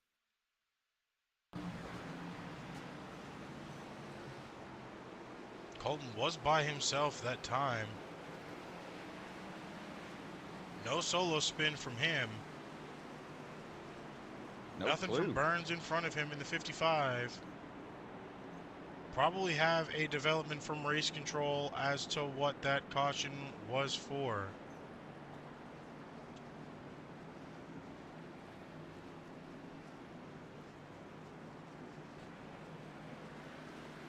We will have that update for you as soon as that develops. 16th caution here of the night. 100 laps per stage. Stage 2, almost halfway through and in the books. Lucas Lewis, was your stage 1 winner. And it seems like there was just a little bit of miscommunication on the track And the flag was waved accidentally. Seems like someone was supposed to have a black flag cleared. And unfortunately, the caution was thrown instead. So a caution that was not for any incidents on track. Which, Re-rack and you restack gotta 'em. think now.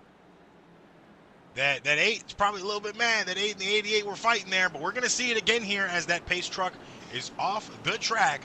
Crazy Train in that bottom line takes us back to green flag racing right here at lap 144.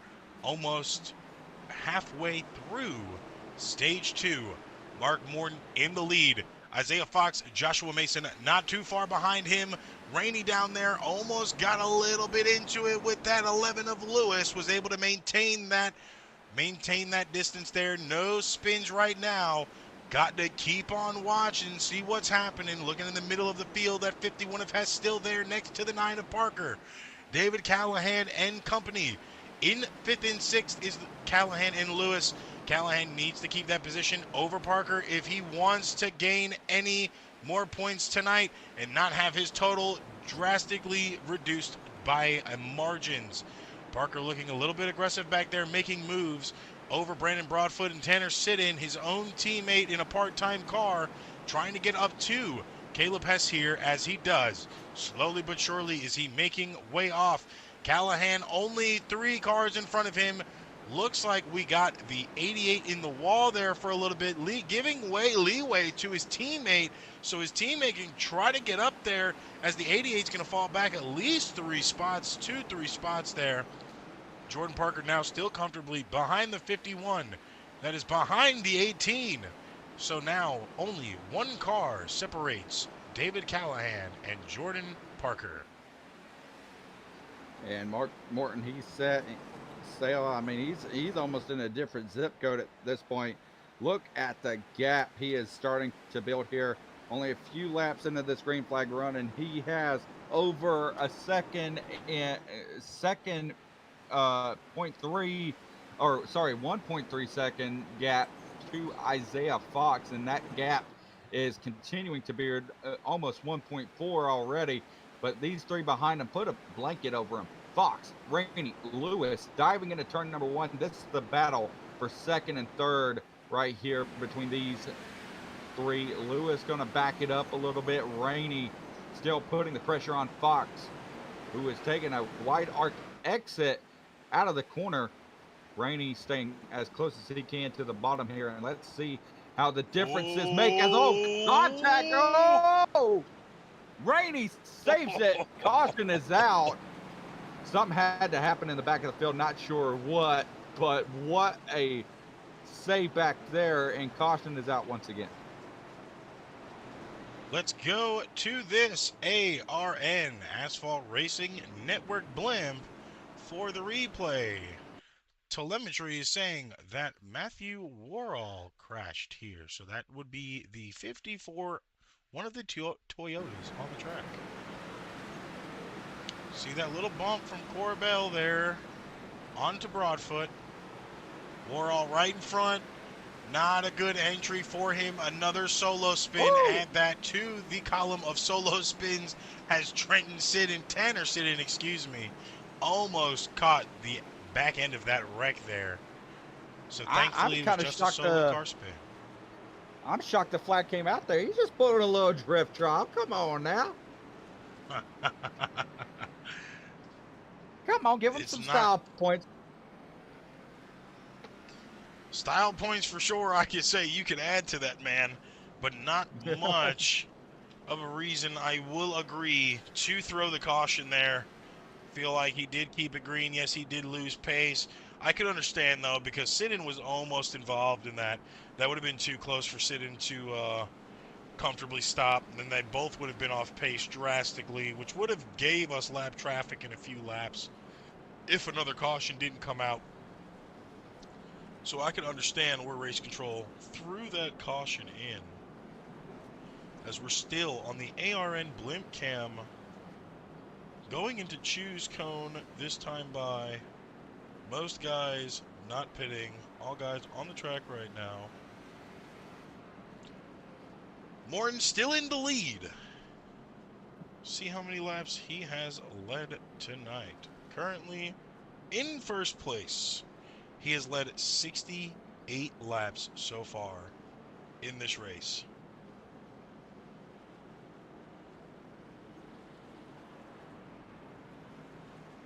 It seems like right now he is possibly one of the fastest drivers with that last lap time put. He's in the 43s.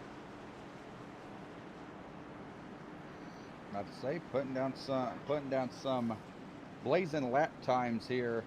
It's going to be interesting to see as the sun goes down and the track starts to change. Who is going to take advantage of those changes as this race goes on? Yeah, that's going to be the biggest thing over time, is who's going to be able to slowly take the lead away. As green flag is waved again, Morton in the lead.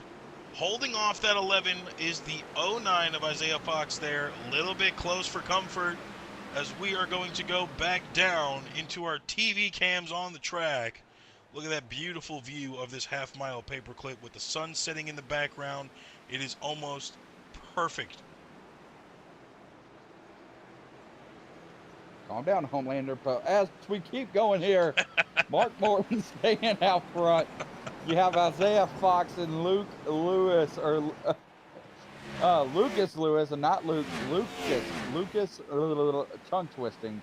He is going to try to be twisting the mind of Isaiah Fox in front of him as well. He's putting the pressure on for P number 2 out of this top 3.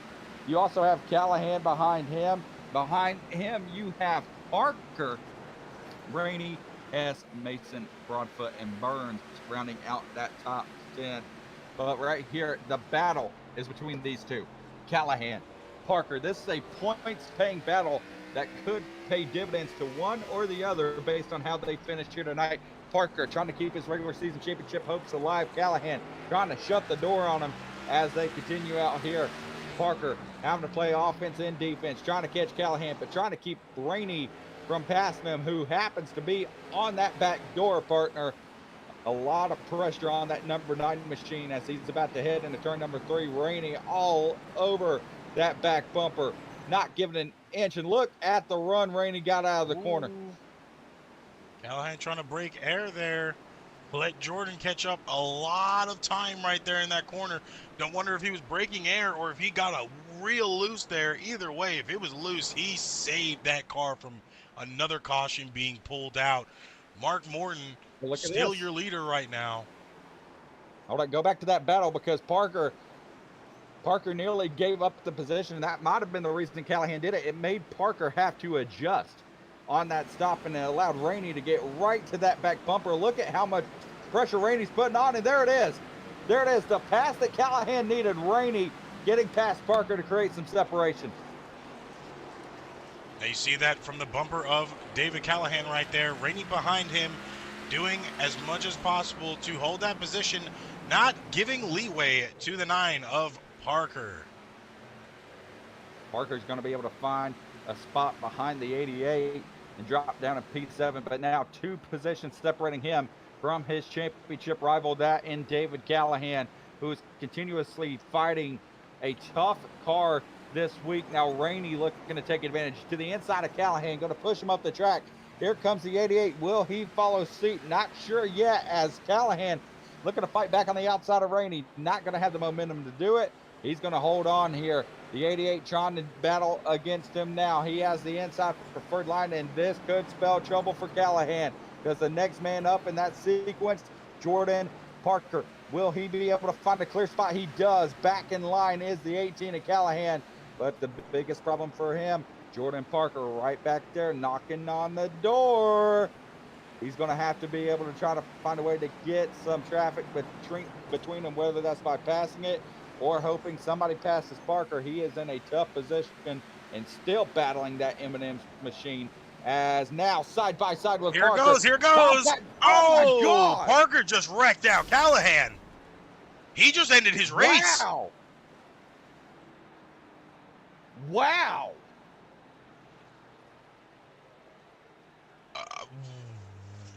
What did we just see? Hold on. If the Hold on. stunned silence does not tell you anything, wow. Jordan Parker just wrecked out David Callahan by putting his nose in there low. I mean, technically, you could say it was kind of on Callahan, too, for trying to assume that low position. I don't think Well, Callahan's that going was to be able to fix that car. Yeah, no, that was a dive bomb from about 3 car lengths back. I know Callahan got loose out of the corner, but that was a big dive bomb into the corner to try to take that spot. A little overzealous, very over aggressive. And yeah, Callahan, Let's see if we that can is get.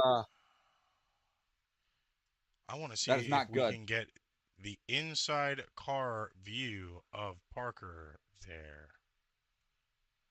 Well, let's take it from out of the corner. I want to see the acceleration pattern on this one if we can back it up a smidge. Yeah, he is. Oh, he pushed the RPMs to the limit. Even drove it onto the apron to be able to get to the inside. That's gonna. Race control's gonna have his hands full on that one. This is from Callahan's viewpoint on the inside. He saves the car out of the corner. See Jordan in that mirror coming up Yeah, pretty closely.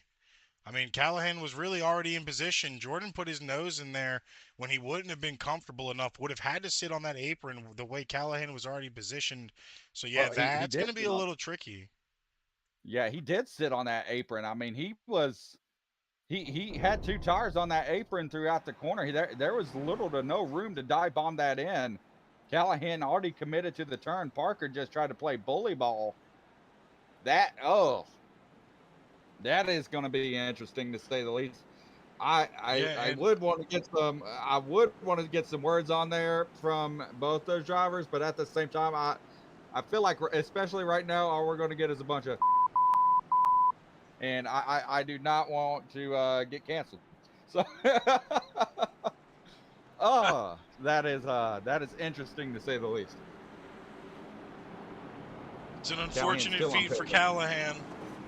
Because now with Callahan being wrecked out on the hands of Jordan Parker, Jordan's going to gain a points advantage over Callahan, but not by much, as Callahan leads by like 63 points overall for the rest of the season totals right now. As we are back to green flag, Mark Morton still in the lead, Lucas Lewis behind him, Fox in the 09, Rainey in the 4, and Parker in the 5. All in practically a line here, trying to fight. Got to wonder how many people are going to be gunning for Parker, as he's kind of caused a lot of incidents here tonight. We've had a couple of incidences on the hands of the 2-car, Corbell. Sidon has had a couple of spins himself, has kind of put himself in a couple of situations as well, but not as many as some of the other cars we have called out. And unfortunately, we have just learned the 18 of Callahan is officially going to be out of this race.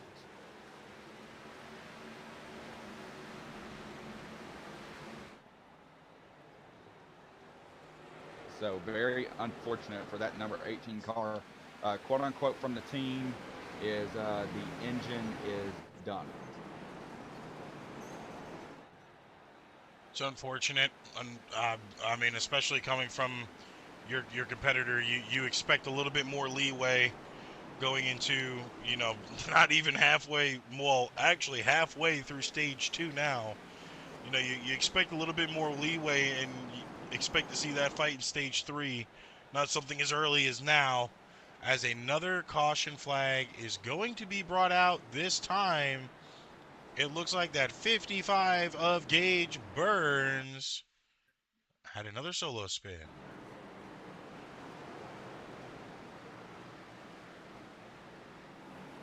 These drivers, you've noticed that same line he took right there. You can see those burn marks are etched into the track there. It's the same point a lot of these other drivers are having trouble with exits. He practically the same exact position as you see. His tires are lined up in that first spin mark of the night. Followed right into the wall there. Saved it by a hair. And went up to collect that right front into the wall. So he will have some damage on his car now. Callahan in pits, unfortunately out for the night by damage. He joins Thomas Adams, who did not start with Carden Hansen.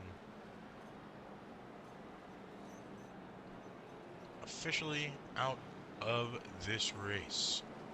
Matthew Gary in the 97 is along with them as well. Matt Warhol still on the track. Does that say 73 laps down? Yes. A lot of damage that car has had. Unfortunately, had a long pit cycle there. Is kind of solidified in P15 because he will, unless he can get all those laps down, which he will be able to by stage 3. So he should surpass Callahan, which has now been unfortunately out because of the wreck with Parker, to assume that 15th position.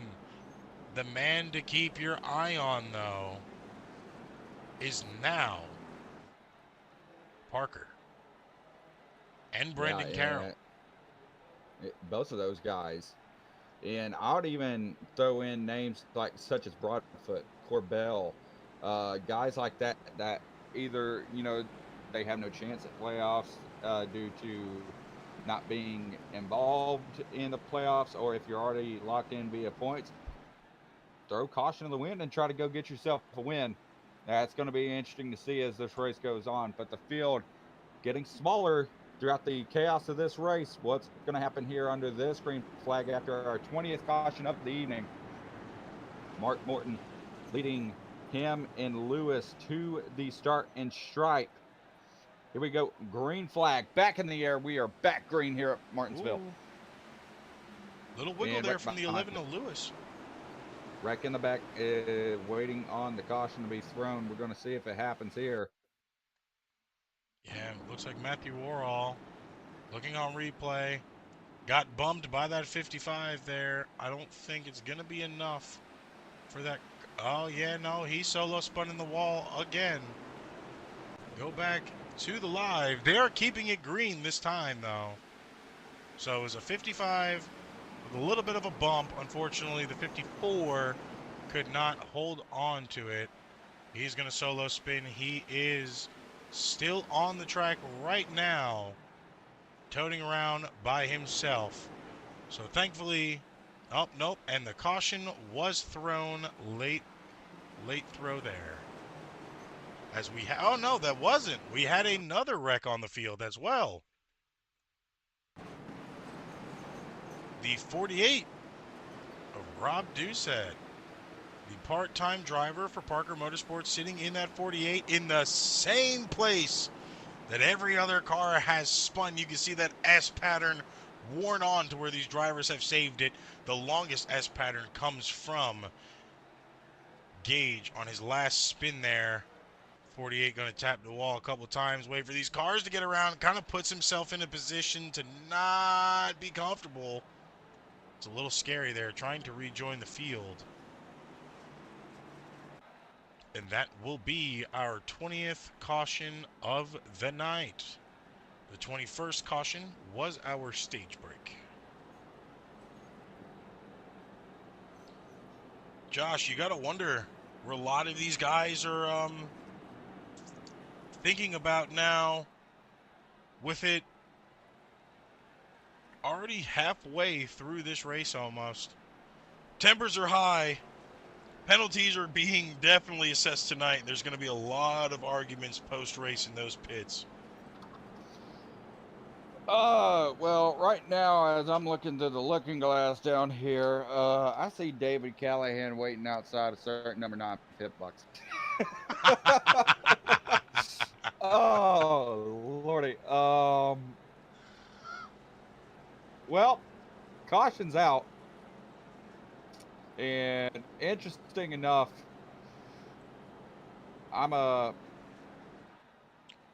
he just got released from the care center. Let's just go talk to Mr. Callahan.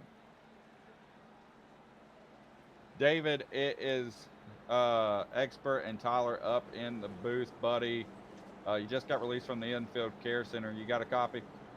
Yeah, I got you guys. Hey, man, so a tough break there. Definitely some contact between you and the 9. Not sure the full story here, but still a good run from you. You're fighting with the car all day.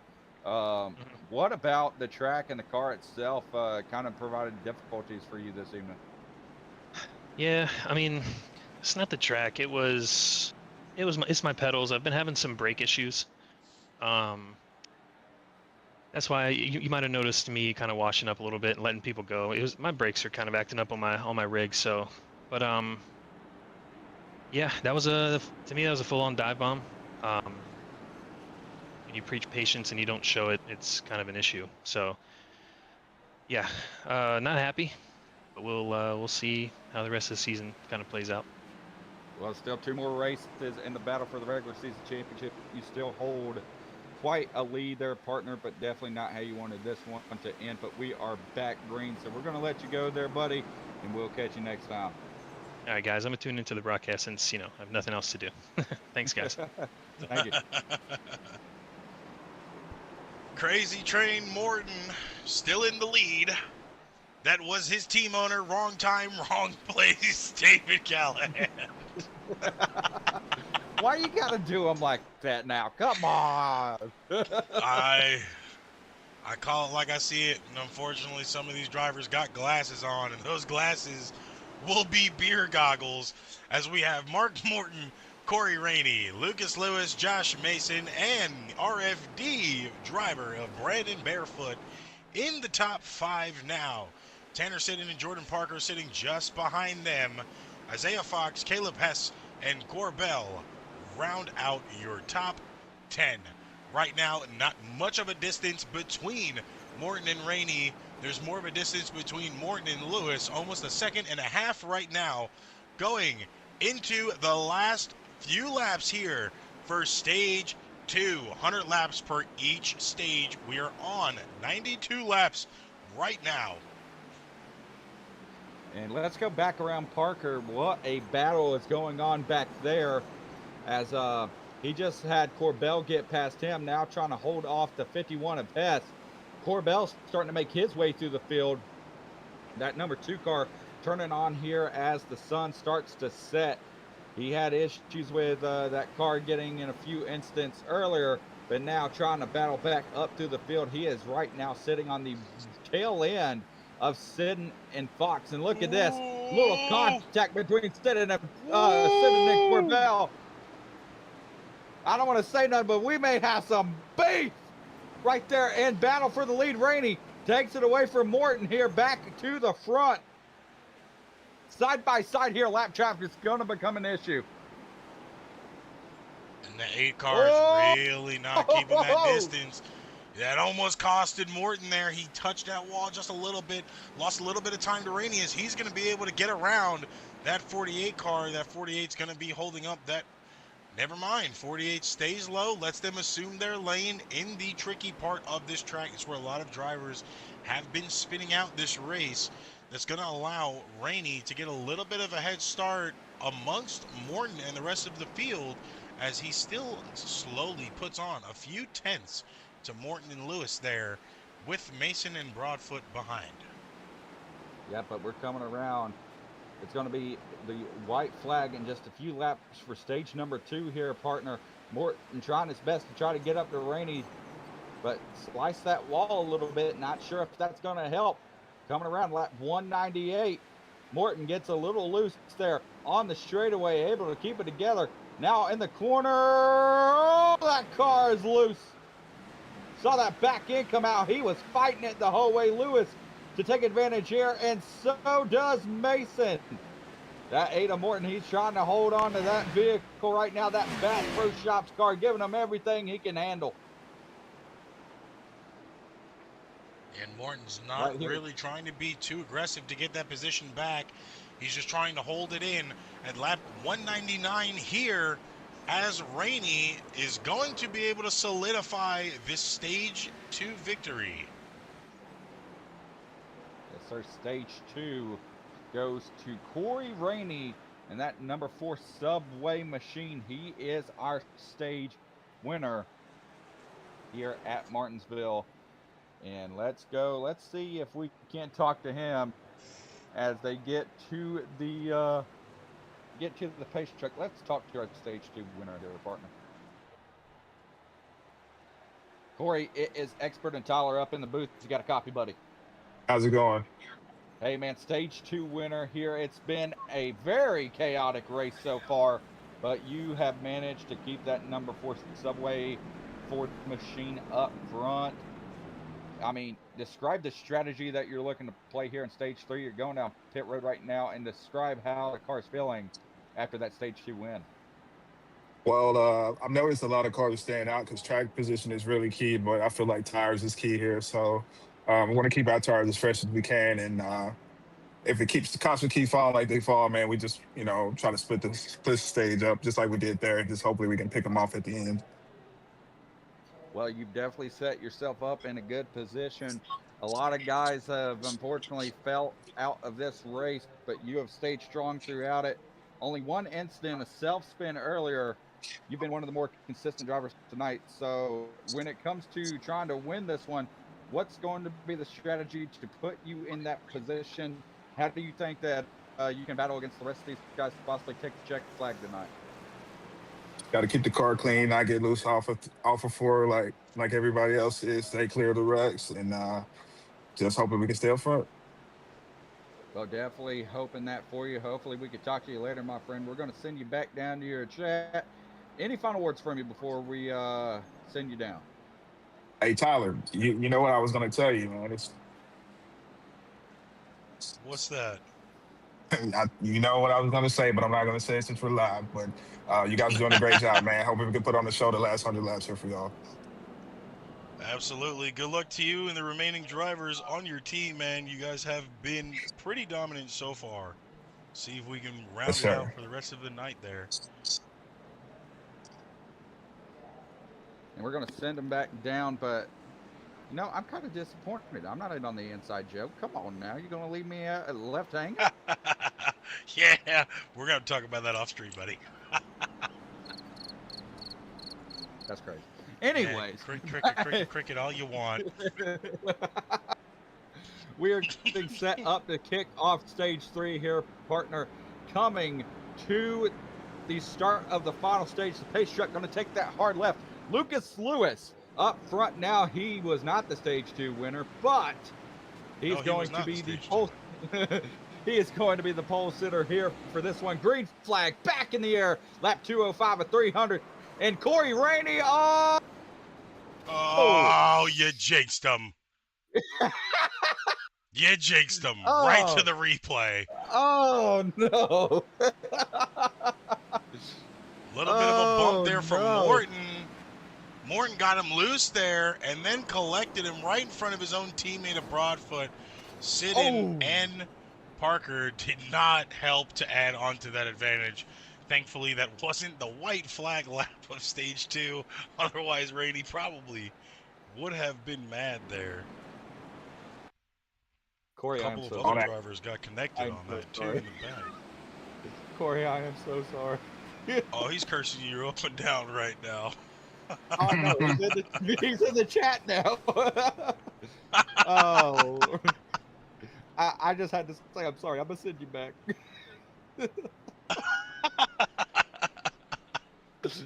Oh no. Not a good place to be right there. Commentator's curse strikes again. Yeah, maybe you haven't learned from our last broadcast on Wednesday. Maybe Hey, relax. Relax, it'll be okay. 23rd caution of the night. So two of those are stage breaks. So we've had 21 overall cautions under green flag. That I don't even know what to say about that. It's expected. This is the paperclip. If you expected clean racing here and green flag finishes to the end, you were way mistaken. Well, but this is kind of the race that was needed. Well, I can tell you something, partner. So Martinsville, like we just talked about, has a historically high caution rate. Well, we have broken a record here tonight because we have broken the record of 19 cautions being the previous record here at Martinsville, as it was set in 2006 into Goodies to 50. We're officially at caution 23. Congratulations, guys, out there in the field. What an achievement here tonight. I don't know if that's an achievement. Most of the drivers want to be celebrating. I think the only person that wants to be celebrating is Mark Morton when he beats his historic three-way tie. I mean, We've already had. It could be. I mean, record-setting in more ways than one. Who knows? Green flag back in the air here at Martinsville. Lap 210 of 300. Going to be diving it down into turn one. Look at who's back up front. Colton Corbell, the Canadian man himself, who made the trip from his hometown, or not hometown, but home country, where this was going to be going down this week. Supposed to be at Montreal. Then we go to Martinsville. He's still competitive here as he is in P3 battling for P2 with Broadfoot, who just sends it up the track, and now caution is out for the 24th time. I think that might have been an accidental caution.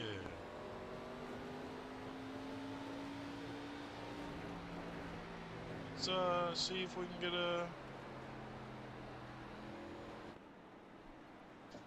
get a copy on that from race control down on the track.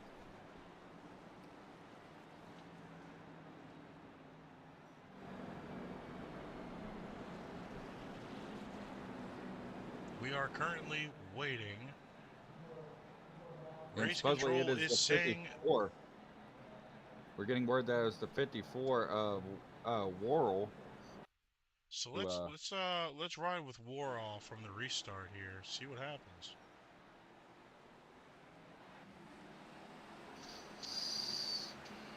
You see Worrell right there in that high line above that ally car. Takes that line behind Parker. Probably gets too aggressive in that second turn. 3 and 4 is where a lot of these drivers have been spinning here. 51 gives an enormous push to the 78. Yeah, Worrell sends it just a little too much there and almost collects 2 other cars with him. And we have just received word race control is making it known.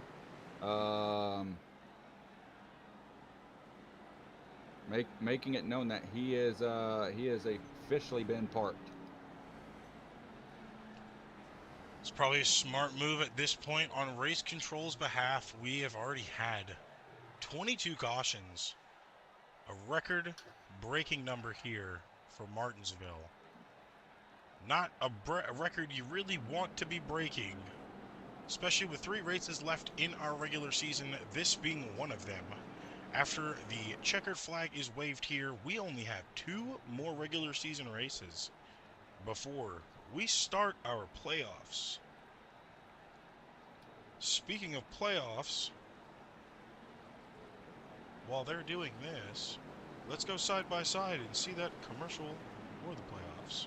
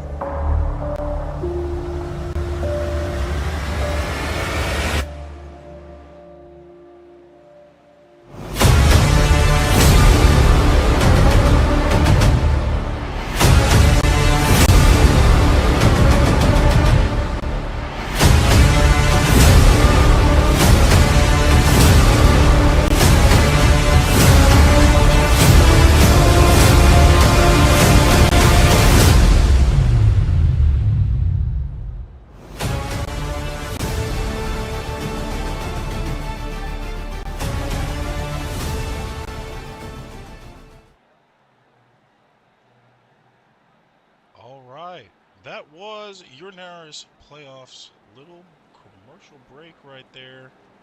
Under caution, once again, for the 23rd time tonight, Joshua Mason had a spin, collected Gage Burns in that spin as well, as you are watching on your replay here. Tanner Siddon was the one that spun the 88.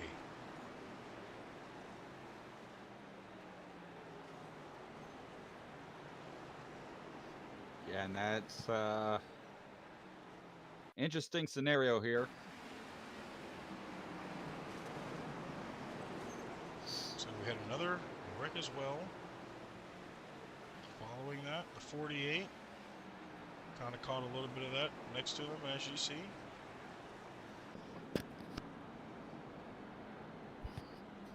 And they are re-racking once again here. Re-rack them, restack them, go for it again. 25th cautions. Or 25 cautions, I should say. Guys, let's push it for 30. I feel like by the end of this race, we're gonna have an all-time season high for most cautions in a single race. I was about to say, you might be able to add up all the cautions from this season, and it still wouldn't equal the amounts that's happened tonight. Definitely not, for sure.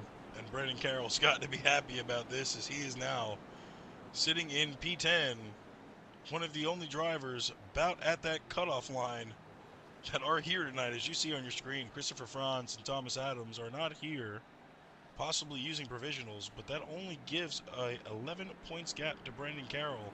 He has practically solidified that by the end of this race.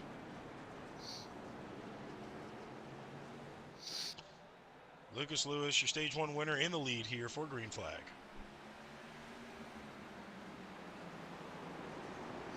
And Colton Corbell right there back to P2. He's going to have a little contact, him and Mark Morton. Now as they dive right into turn number 3, Morton going to power around the outside. Will he be able to clear? No, not yet. And Isaiah Fox goes extremely wide. So does Morton. The battle for P2 continuing. P2 battle is going to be what we're keeping our eyes on right now, as Colton Corbell, the Canadian man himself, one of 3 on this track, representing for RFD, has finally made his way back up, looking to take this lead back. He was originally your pole sitter on this night, has had a few troubles trying to get back up there, a few wrecks, but he is now officially back into the wall. Wow.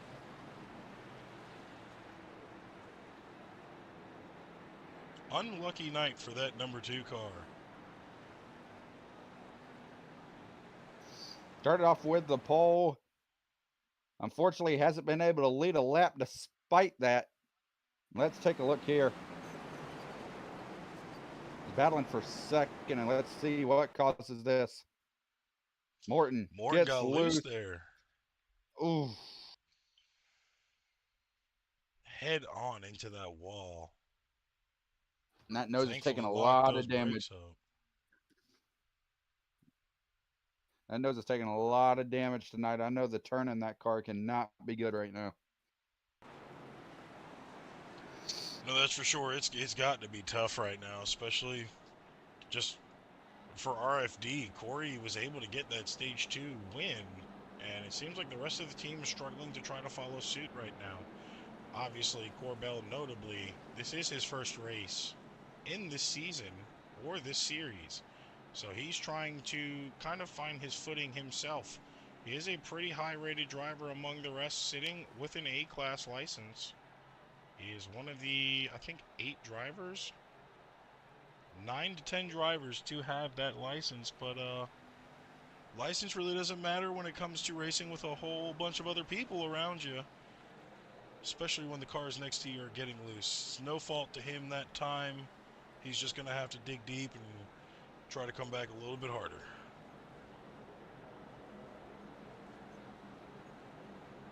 Yeah, and it's going to be interesting to see if he's able to come back. He's been up and down the field tonight, but Lucas Lewis led 91 laps so far, one of the more dominant cars here this evening, still at the front.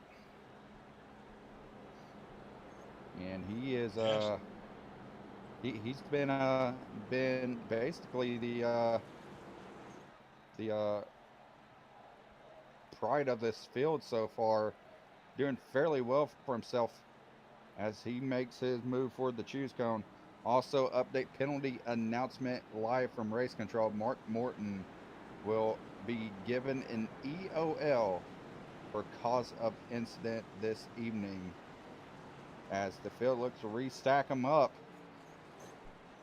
And let's see what happens here on this restart. The pace truck going to take the hard left turn.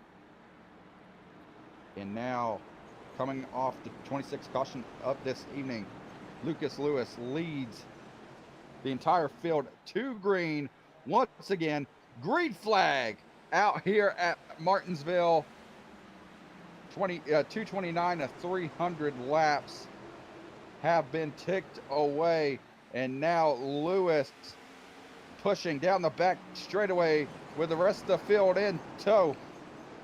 Big battle for second between Broadfoot and Fox. Broadfoot able to clear Fox for P2. As now we're on the bumper cam of Lewis. He's going to lead us around the track here from the front. And another caution is out. Guys, when I said let's get to 30, I was joking. You're not taking it that way, as the 88 car of Josh Mason was the one to pull that caution flag out. Let's take a look here from the ARN blimp.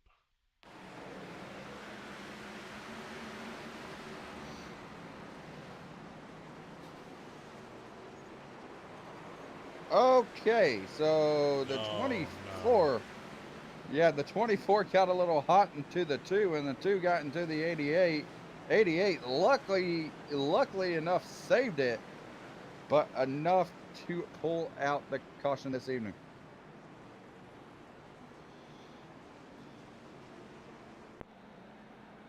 Yeah, most of these guys just need to kind of chill back and just dial it in a little bit more.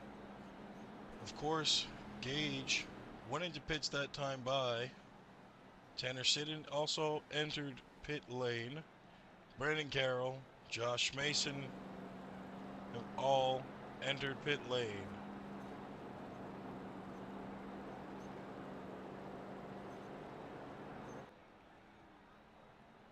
And you see now the lights are officially on the track. This is now officially going to be a little bit of a colder night here on the track. See what the weather report's looking like. We can get that up on the screen.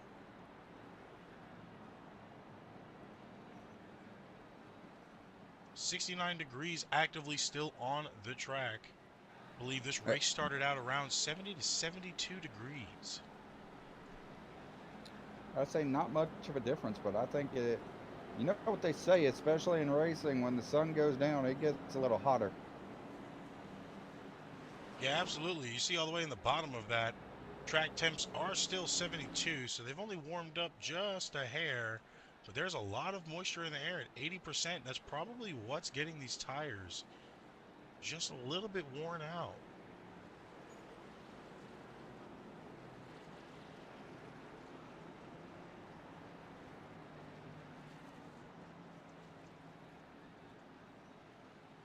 It's unfortunate here. 25 cautions under green flag. As Lucas Lewis is going to be the person to take the green flag once again as the leader with Isaiah Fox on his outside. Lucas gets a good jump there. Yeah, and Lucas is able to hold off these guys once again. It's going to be a battle here for P2. Once again, Broadfoot and Fox going to go at it, trying to get to Lewis as best they can. Broadfoot able to clear this time a little bit easier here. Lewis having to try to drive away. Not sure if he will be able to or not. Fox fighting back on the outside. Broadfoot trying to fight back on the bottom. Side by side still for P2. Neither man can clear here. Diving once again into the corner. Broadfoot going to try to use that tail to move Fox up the track. Will he clear? This time he does. And right here, Fox, not too happy about it. Had to start in the Fox EOL because of that penalty. Yeah, Fox didn't look happy about that right there, that getting moved up. And now look at this, trying to find a place below him. Not able to do it. Broadfoot setting his sights on the 11. And there he is right there. What a dive into the corner to try to eat into some of that distance. And Broadfoot is all over the back bumper of Lucas Lewis now. Ooh, the battle for the lead. lead. You saw that nosedive. Yeah, I was about to say, the battle for the lead heating up. Broadfoot thought he was able to get a bumper in there. He's diamonding the corner, trying to get as much runoff as he can, and it's working, partner, it seems like. Two-car had a little slight tap off that wall, kind of got into Morton there, but not enough to make a difference. You're going to have to watch him on these last couple of exits. That 9-car getting loose in front of him. Yeah, that 09 of Isaiah Fox getting loose. Ooh, caution's out again. We have another caution. Seems like it was caused by the 55 of Gage Burns. Possibly another solo spin in that corner he loves so much. And it is. Right into the wall. Almost collects the 24, the 48, and the 4 around him. That's a little scary there, folks.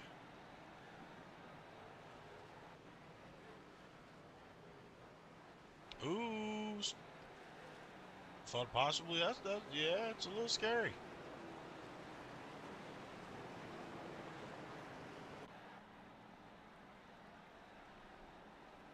'26th caution of the night.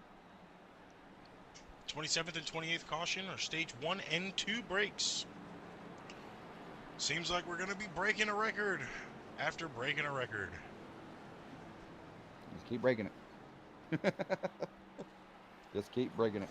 While we're under caution here, partner, how about, I was about to say, while we're under caution here, partner, why don't we just send it to one of our local sponsors real quick and give these fans a break from the caution laps. Let's take a look at one of our local affiliate sponsors.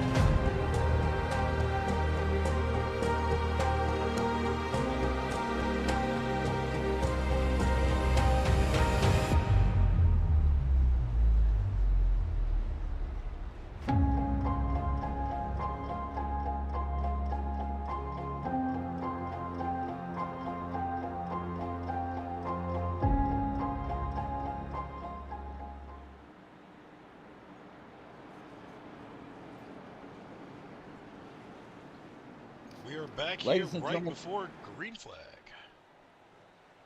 Yes, sir, and back green once again. Lucas Lewis leading us back to green. Isaiah Fox causing a stack up there by forcing himself down onto Mark Morton in that inside lane, and that caused contact between Corbell and Morton Fox, wanting to get to Lewis in the worst way.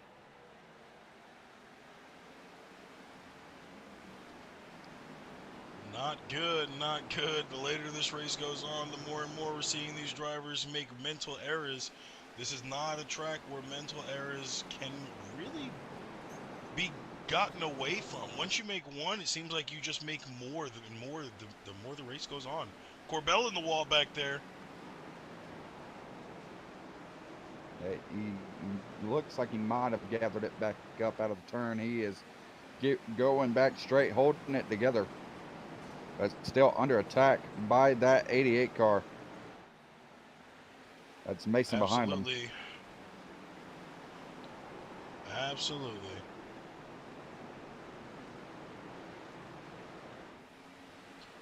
Kind of comfortable right now. I would kind of say this might be the calm before the storm.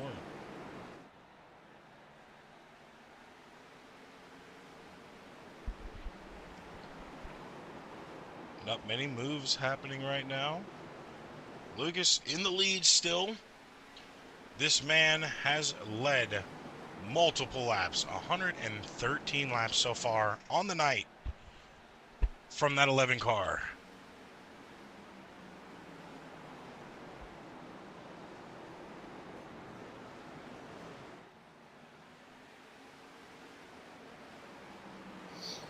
Everybody seems like they've kind of calmed down just a little bit.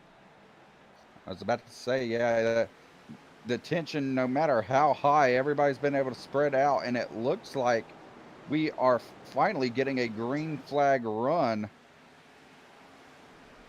As soon as I said that, Flex got in the wall, I was about to say if I commentator curse again, I was about to put the headset down. I was about to go to the concession stand, get a hot dog, and walk back to the trailer. I was, you were about to do the rest of this by yourself tonight, because if I'm commentating cursing that bad, I just need to get out of the booth. Like that is not good. Well, going through the field right now, Lewis in the lead by almost roughly a second, just a tenth off of that. 09 Fox behind him with Brandon Broadfoot and Corbell all in that pack fighting for second right now. You see it getting a little dicey. 09 side by side with Broadfoot. Gets the advantage. Almost gets spun there going into that corner. Loose on that exit. But that's still going to allow him to get time. Corbell's going to slide back behind Broadfoot for that entrance into that corner. Behind them in fifth place is Morton. That is your first pack. Behind them, you have Josh Mason, Jordan Parker, and Tanner. Excuse me. No, that is not Tanner Siddon. That is the lap car of Corey Rainey. Looks like he is one lap down right now. One lap down. Not much he can do right now, but pray for another caution. Tanner Siddon behind them. I was about to say, I want to point out something. David Callahan has re-entered the track. You see him right there in front of Siddon. David Callahan was able to get that damage fixed. So this won't be such a blowout. Unfortunately, he is 74 laps down, but he will still be able to be scored for stage 2 and 3, meaning Parker will not be able to pull away from him as much as we expected, with Callahan not being able to be scored if he didn't finish stage 3. So it seems like he will be scored 14th for stage 2, and as of right now will be scored 14th for stage 3 as he passes one of his cars. Yep. See what happened to Morton here. What led to that spin? Might have got loose. You see that 9 of Parker behind him. Parker already emaciated one of the David Callahan cars, but not on him this time, as that 3 and 4 exit is exactly what chose Crazy Train's fate right there. It's been one hell of an exit, to be honest. It has claimed a lot of souls tonight. 27th caution of the night. Going for hopefully no more, but at this rate, going to break 30. Already have broken the all-time record at Martinsville for 19 caution laps under green. We are well past that now, and I feel like there is no turning back. They got to hit 30 now. I mean, you got to. I don't see a world in which you don't. It's got to happen. It is a necessity now, Tyler. Going to break the record. We're going to go all the way. I believe it. I would prefer not to, because I already had to cancel my reservations for Texas Roadhouse, and at this point in time, it seems like I'll just be stopping by the Sheets for the two for $1 hot dogs. Hey, I mean, I don't know. Taco Bell stays up until 2 a.m., so I mean, You got to think outside the bun, maybe. No sponsor. Hey, I mean, you're exactly right, but at the same time, look, there's nothing wrong with a little at 2 a.m. That's all I'm saying. Hopefully these drivers get to dial this in before the end of the race, because there are unlimited green-white checkers. That's something they don't want to have to deal with. Lucas in the lead right now, maintaining this lead next to Colton, the pole sitter. He's holding on for dear life right now. Has been in a magnitude of wrecks himself tonight. Are we not watching the 48 just ride the wall around? Was I the only one that saw that? Green flag back in the air. The 11 and 2 leading us back to green after our 29th caution. We are on lap 2 at 63 of 300. And we are back green once again. The 11 leading it out front, the 2. Trying to battle to clear for second place against the 22.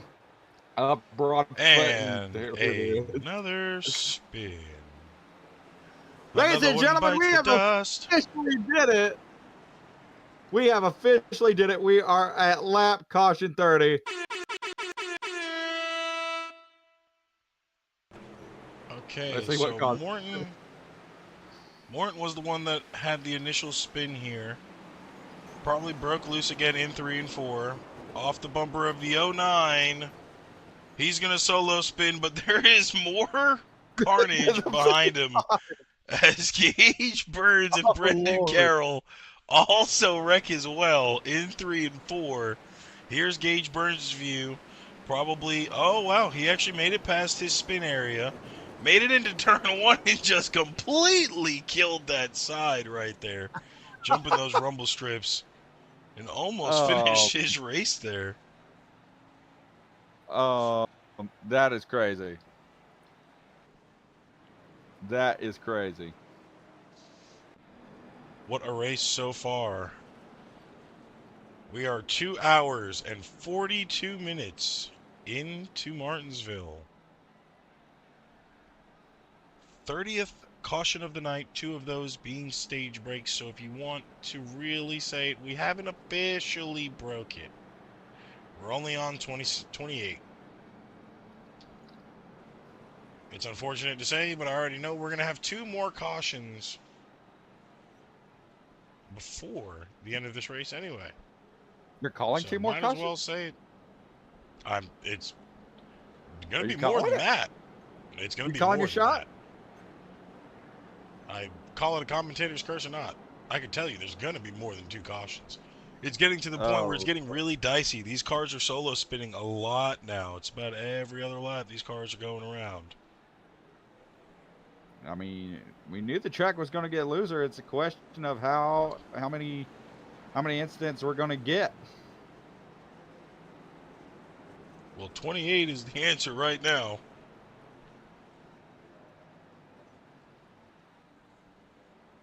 And possibly more to come.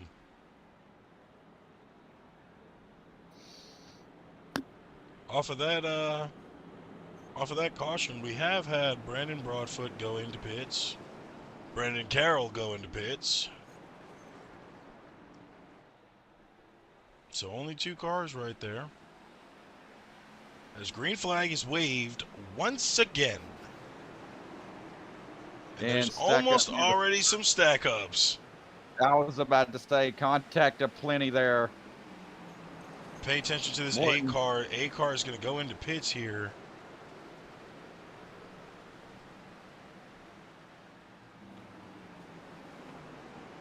Morton going into pits, but the battle for the lead heating up here. Corbell on the back bumper of Lewis. Mason also in tow. Corbell, he was the pole sitter tonight, been in plenty of incidents. So one thing I will say, he's had experience moving up and down the field. There's Morton going a lap down.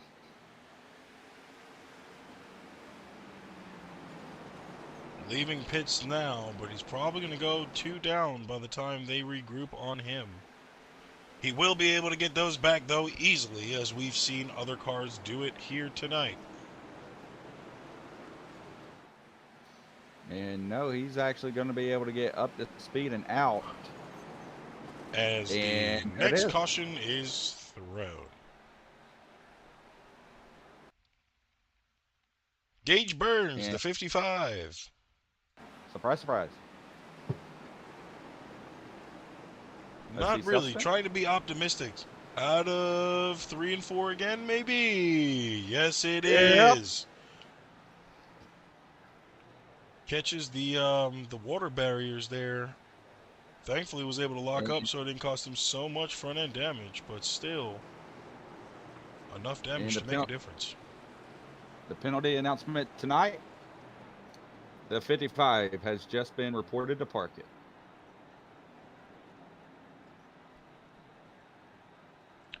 Wise call from race control. Some might say that it should have been done earlier in this race. It is being done now, as he has caused at least 5 cautions. See there, Morton possibly going to be getting his lap down, waiting for the green light, and gets the green light, so Morton will be back on lead lap. As you see, Jordan Parker, Brandon Carroll, Gage Burns in pits but out for the night. And Caleb Hess all in pits right now. Thomas Adams, Garden Hansen,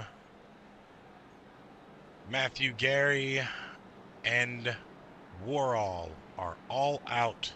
We thought Callahan was going to be out himself as well. He's back in the race, was able to get another engine or another car in that track before the end of this race. So he will be scored for 14th and 15th. 14th for stage 2 and 3 is the assumption as of right now. He's only been able to get 1 lap back, so 1 to 2 laps back so far. I don't really think he's going to get back on lead lap here tonight, but at least he didn't lose that big points lead he has to that 9 car of Parker sitting right behind him. Now in front.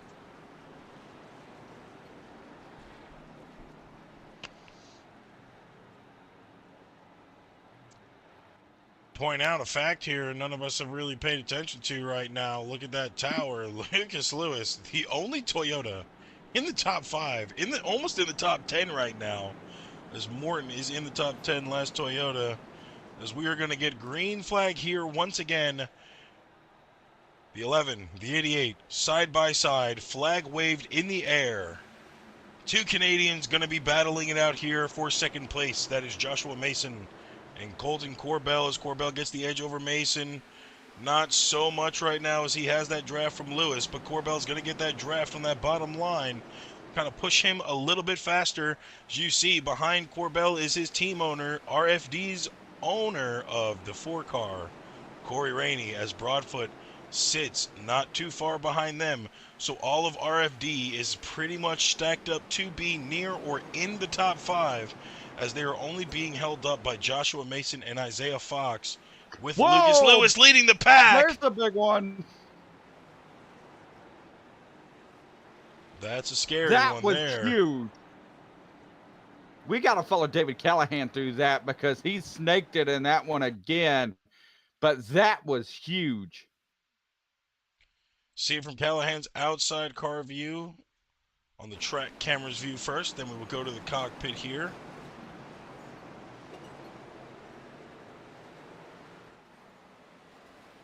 Huge stack up in front of them.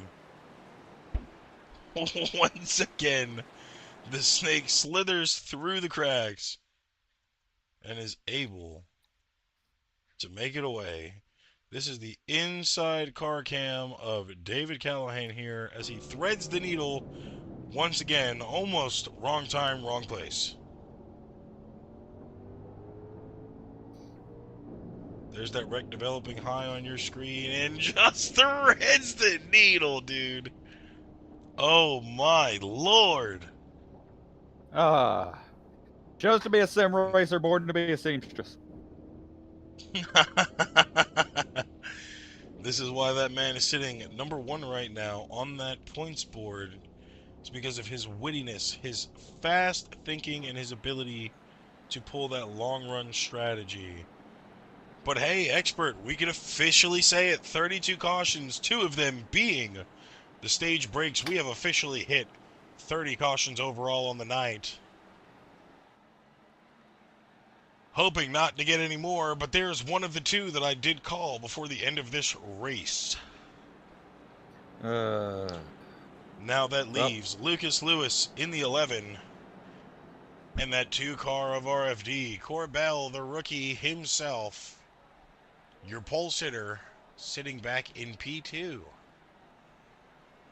And he's going to take that outside line from Lewis. All these guys lining up once again. We're going to try to find a winner here tonight.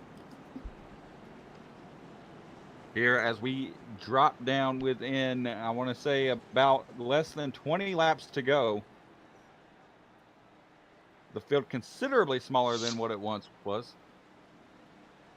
Yeah, I believe there are 280 laps into this race so far. As Lewis is going to take us back to green flag of this time by around this straightaway right here. Green flag is being waved. Oh, they're spreading out just a little bit. Yeah, Corbell did not get the start that he wanted. Him and Parker going to be battling for P2. Parker going to clear here. Oh, and another wreck.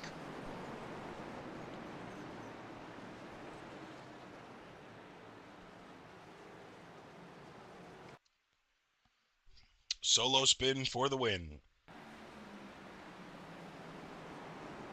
Fox there on the bumper of Callahan, David Callahan Racing's 8-car Mark Morton.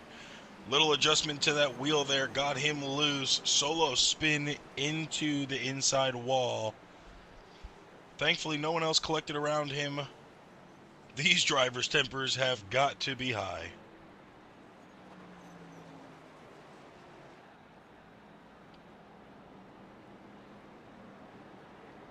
About to say it's Martinsville. It happened. Might I add, go back to see this pass from Jordan Parker to take P2 away from Corbell. Let's go inside the car to the gyro.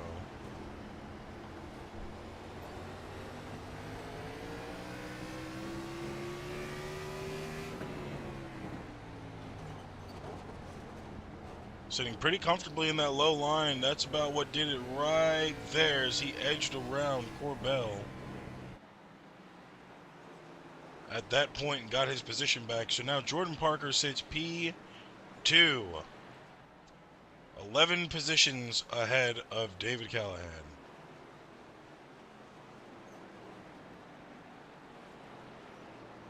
Who is probably still roughly 70 laps down as we speak. 33rd caution of the night. Granted, 2 were our stage breaks. 284 laps in the books here. Unlimited green-white checkers, so this race will be finished regardless of how many wrecks happen. Lucas taking that low line as always. Corbell gonna go high once again. Gets that spot back as he was in that spot when the wreck came out, which pushes Jordan Parker back down to 3rd, but in a good spot on that low line. Mark Morton sitting on the outside. Isaiah Fox, Tanner Sidden, Josh Mason, Brandon Broadfoot, Brandon Carroll, and Corey Rainey round out your top 10. Rainey still being a lap down here as we come around 3 and 4 to the green flag once again for the 33rd time this night. 15 laps to go here left in this race. It is still anybody's race right now. Lucas Lewis doing the most amount of damage here tonight as he has led 151 laps out of 3. Corbell gets a little bit loose right there off the bumper of Parker, and there's a big stack up in the back end. Caution is out again this time by. Parker sent it in there, got Corbell a little loose, and Corbell was fighting it the entire corner. Let's take a look at this once again.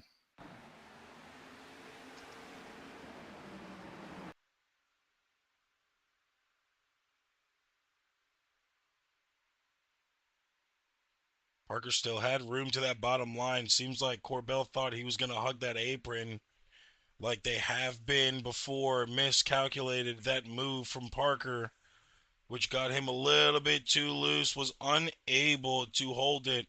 That stacks up Isaiah Fox, Trenton Sidden, Tanner Sidden, excuse me. I keep saying the wrong name. Wow. Yeah, practically the rest of the entire field got caught there. The 22, the 18, the 88, 08, well, excuse me, just the 8, the 24, and the 48 all had something to do with that wreck there. I was about to say the only cars that didn't, the 11 and the 9, got out of that clean.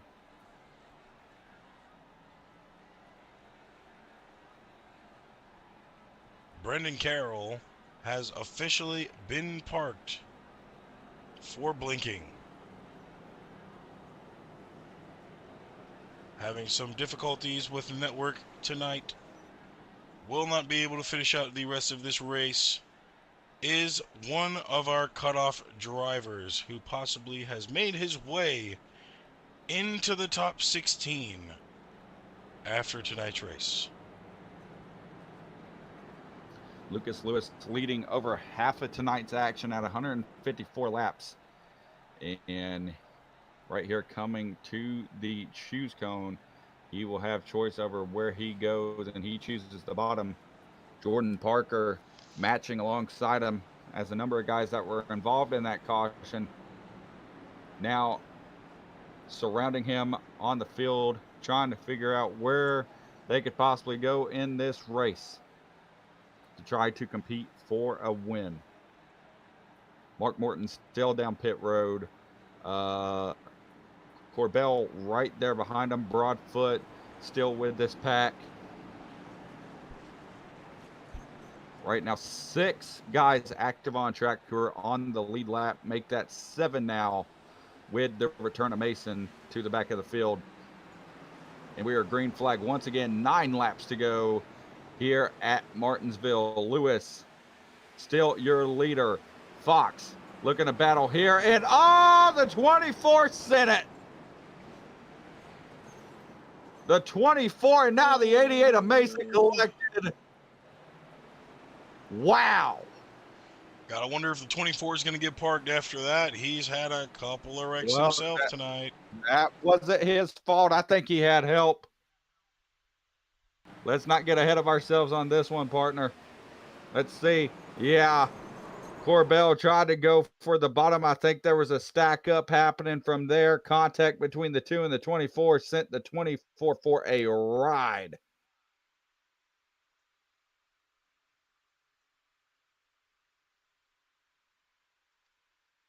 Yeah, let's go back and see from Tanner City's point of view once again.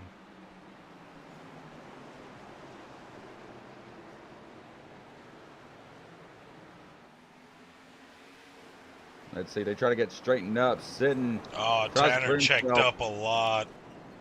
Yeah, and that. Oh, we might need to go to that end car. We might need to go to that end car camera of the 24 because that looked a little bit targeted. Not sure, but he broke hard left after trying to save it. Ended up taking out his teammate. Let's take a look at this wheel input.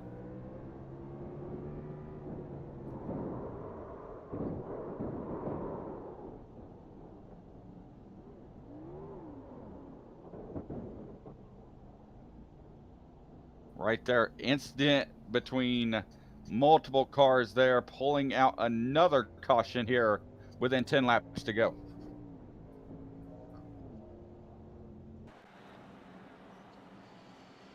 "35th caution of the night. Race is almost officially done. 254 laps around this track have these drivers went, including these caution laps. This is the Napa Auto Parts 300, slowly winding down. We have been here covering for the last 3 hours straight. Well, I think it's late enough that the wait time might not might not. I don't even think they're open at this point. As green flag is waved one more time, hopefully the last time. Lucas Lewis, Isaiah Fox, 1 and 2. Parker behind them, Broadfoot behind him. Colton still in top 5. Looks like he will be pitting this time by with 4 laps to go. That's going to take him out of the race here unless another caution comes out. Lucas Lewis has possibly ran, I think, the most laps here entirely tonight. 162 laps led. Stage 1 winner. Going back for Stage 3. Isaiah Fox not too far behind him. If he has anything to do with it, he's going to go side by side here. Try not to give him that much leeway as Broadfoot is going to slowly start creeping up behind them, but you got to keep an eye on that 9 car of Parker. He's going to be trying to make as much moves as possible. Look at this. Here we go. Side by side. Hold on. Oh, side little loose side there. For the white flag. There we go. Lucas Lewis got loose. Isaiah Fox now out front. Now look at the crossover. Fox, Lewis, one more corner. Diving in is Lewis. Will he get the run off? Not sure. Contact. Side by side. Fox and Lewis. Fox around. Lewis wins a chaotic Martinsville race. What an amazing finish there. That was worth those caution laps all throughout the night, to be honest. Lucas Lewis sweeps Stage 1 and 3 here.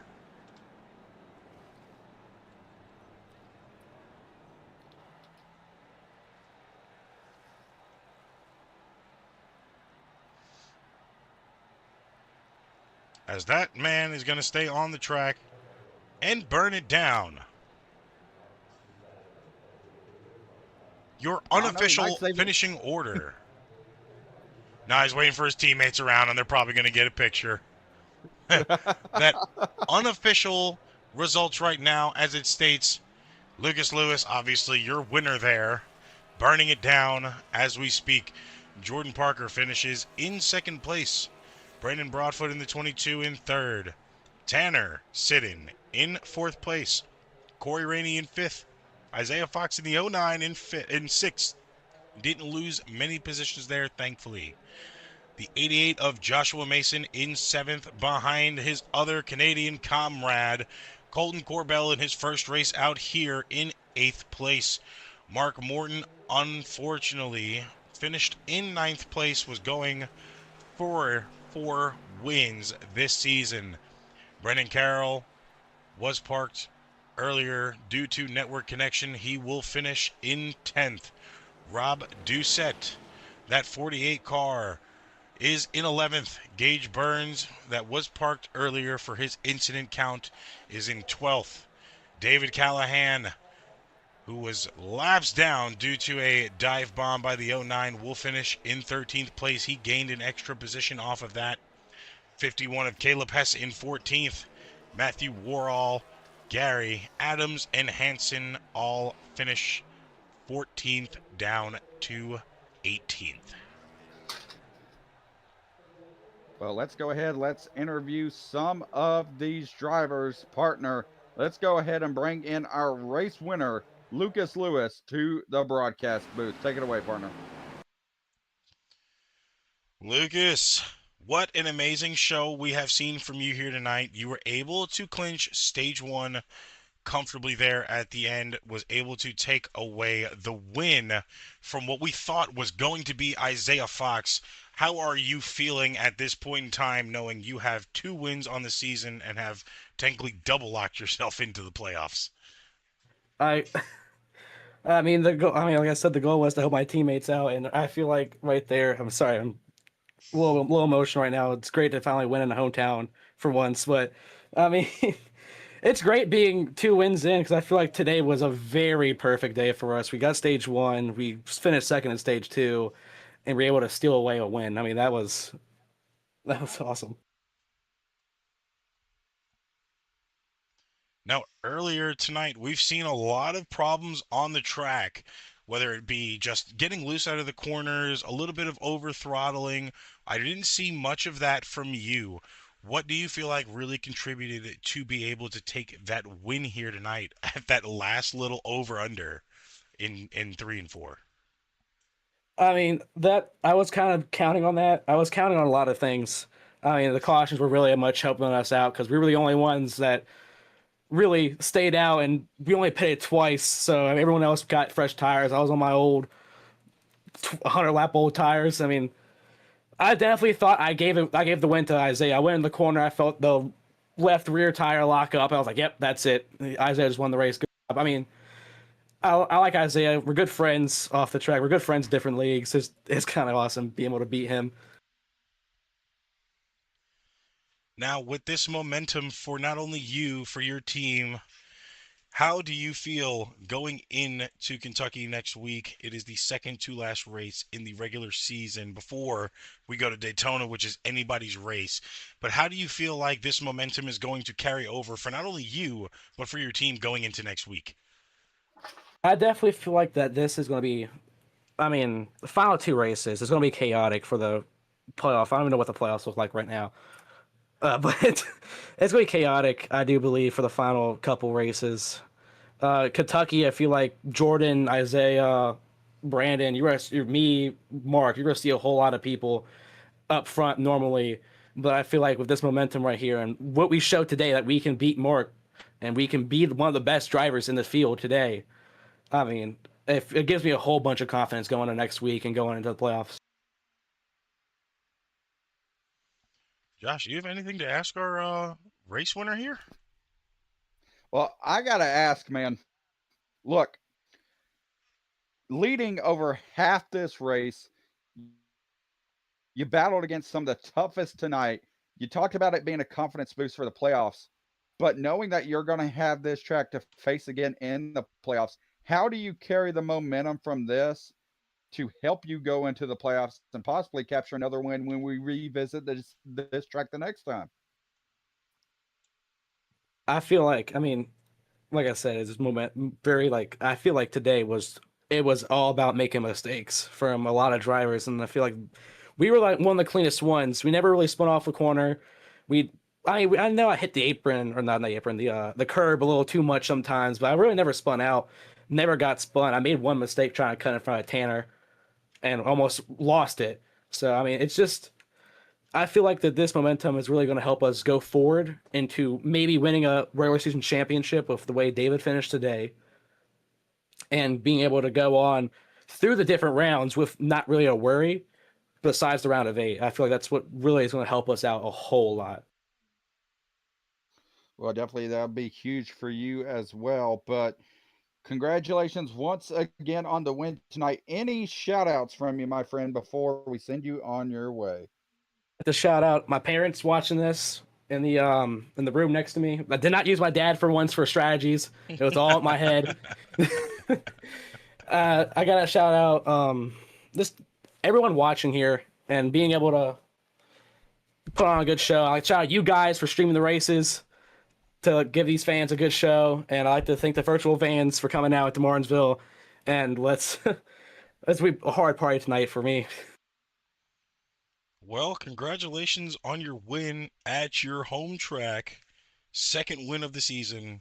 Doubly advanced yourself into the playoffs, driver. Go ahead and celebrate. Get that adrenaline out. Go ahead and scream with your teammates, boss. Thank you, man. See you guys. Absolutely. You're welcome. Thank you. That was your Stage 1 and Stage 3 winner, the 11 car of Lucas Lewis, the dominant Toyota that we've seen in the field here tonight. That is going to segue us into our second place finisher. And that would be the second place finisher in the 9 car running for Parker Motorsports, Jordan Parker. Jordan, you have had a lot running on this race. You have been slowly trying to pull down a 63 points differential on Callahan. How do you feel after tonight? Not good, honestly. I feel like we could have done a little bit better. We could have raced a little bit cleaner.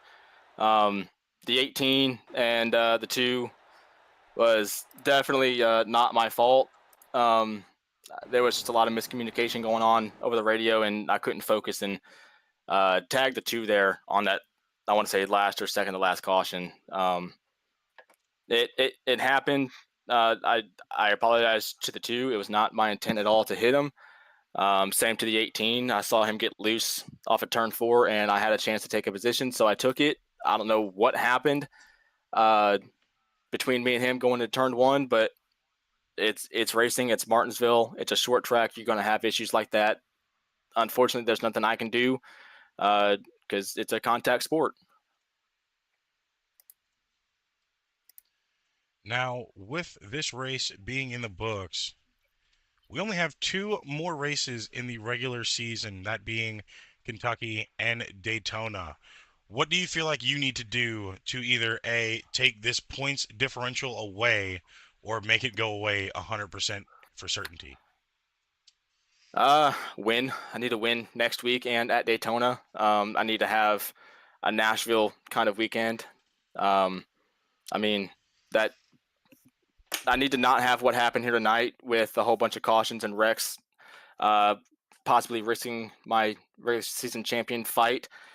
Yeah, I just need to go out all together and just win the whole thing. It's going to be a tough fight, but I know that the 9 car has the speed. I know I have the strength to overcome this and hopefully go back-to-back regular season champion. Well, definitely a tough hill to climb with 2 races left. But of course, the playoffs are still in sight. After your second place performance tonight, Jordan, it was an up and down night. What do you look to take away from this race, knowing that you have to face it again later on down the road? Well, just got to make sure that everyone's going to be more predictable next time around. Got to make myself more predictable. It was a uphill climb with everyone overshooting the corners and everyone dive bombing everyone. The cautions, I don't know what it can be fixed about the cautions, but yeah, just got to go in there with the same mindset as we went in here tonight. It's going to be a hell fight, and just got to keep our nose clean, keep our heads down, and just fight the entire way like we did here tonight. Yeah, and also just got to ask, of course, been asking everybody as well, what shout outs do you have coming from P2 tonight? Anybody specifically you want to shout out? Possibly watching? Yeah, the drivers who show up week in and week out that make these races possible. You guys are putting on a great show. My family, my mom, grandma, my 2 little girls I got back down in Missouri, and just everyone who makes everything possible here. It's a fighting league, but we're trying to make everything go as smoothly as we can, and yeah, just not a good night even for a P2.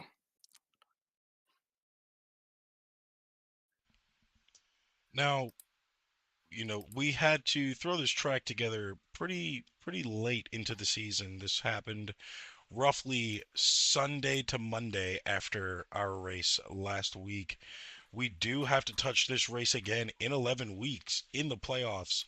Do you feel like, it was probably a good thing throwing this race in here now, so now we could see that what needs to be cleaned up, what corners need to kind of be backed in a little bit more? Do you kind of feel like we're going to have the same showing that we saw here tonight?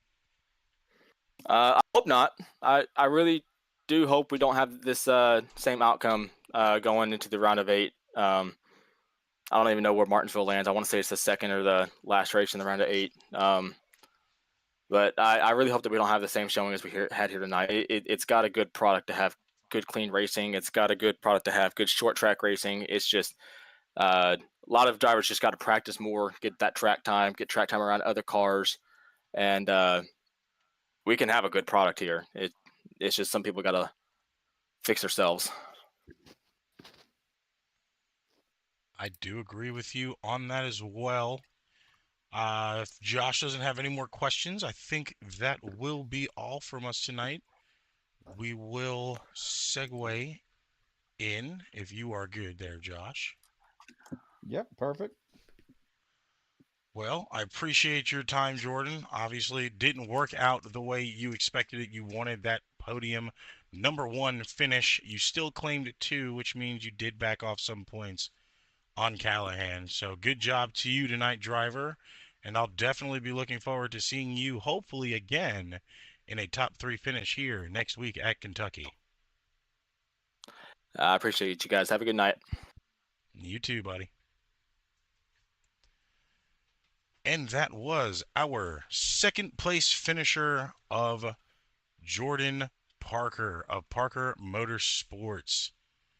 Now we only have one person left in the top 3 to ask some questions to, and that would be the 22 RFD driver of Brandon Broadfoot. Brandon, you have had what I would say an amazing run here. You had touched top 3 to top 5 multiple times tonight after having to start in the very beginning of this race all the way at the end of the pack for some explicit language over the radio. This, I would say, was an amazing finish for somebody that had to literally outrun 18, 17 cars to get to this spot. Now that the checkered flag is waved, how do you feel about your performance on Martinsville's track tonight? Well, it was all right. The challenge was difficult at times, but the short run killed me. Like, you could not get in a rhythm whatsoever. Couldn't get a full run in. I had to bank off of different strategies to get where I was. The 11 was beatable. Could have beat them.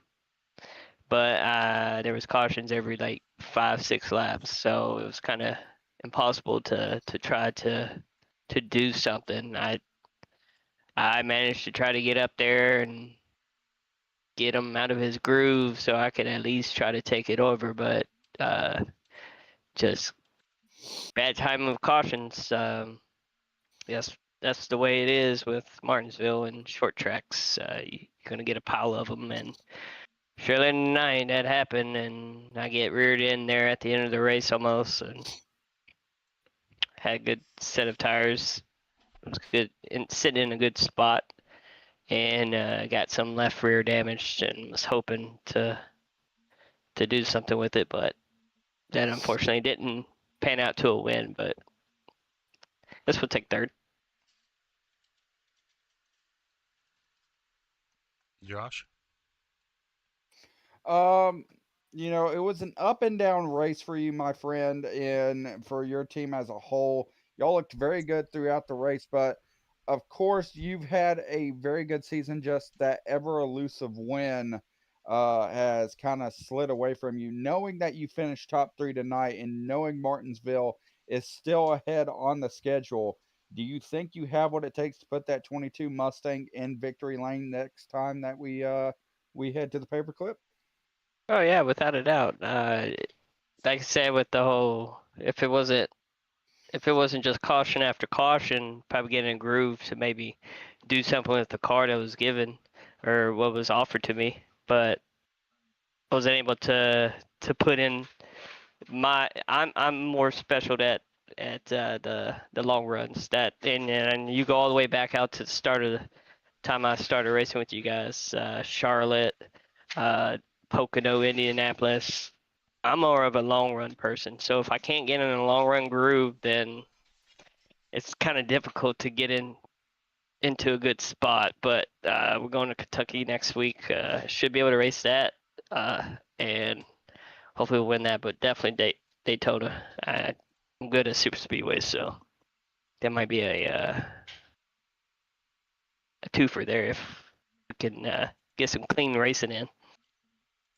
Well, I can definitely see that, and I can definitely see why you would say that as well. So, congratulations once again on the podium finish. Any shout outs from you, my friend, before we send you on your way? Yeah, I want to thank Corey Rainey for bringing me on the team. I think we have something to contend with. We should have locked ourselves in tonight to the playoffs. So with me and him in it, we should do some good going into the postseason. So and then my wife who lets me do this stuff every Saturday. So and my kids. So As a but yeah, smart man. guys, I appreciate you bringing me in. I'm gonna log off of here, get some Z's. Gotta go school, work tomorrow. So, Absolutely, hope you guys have a brother. good night and catch you next week. Yes, sir. And that was your third place finisher, RFD's Brandon Broadfoot.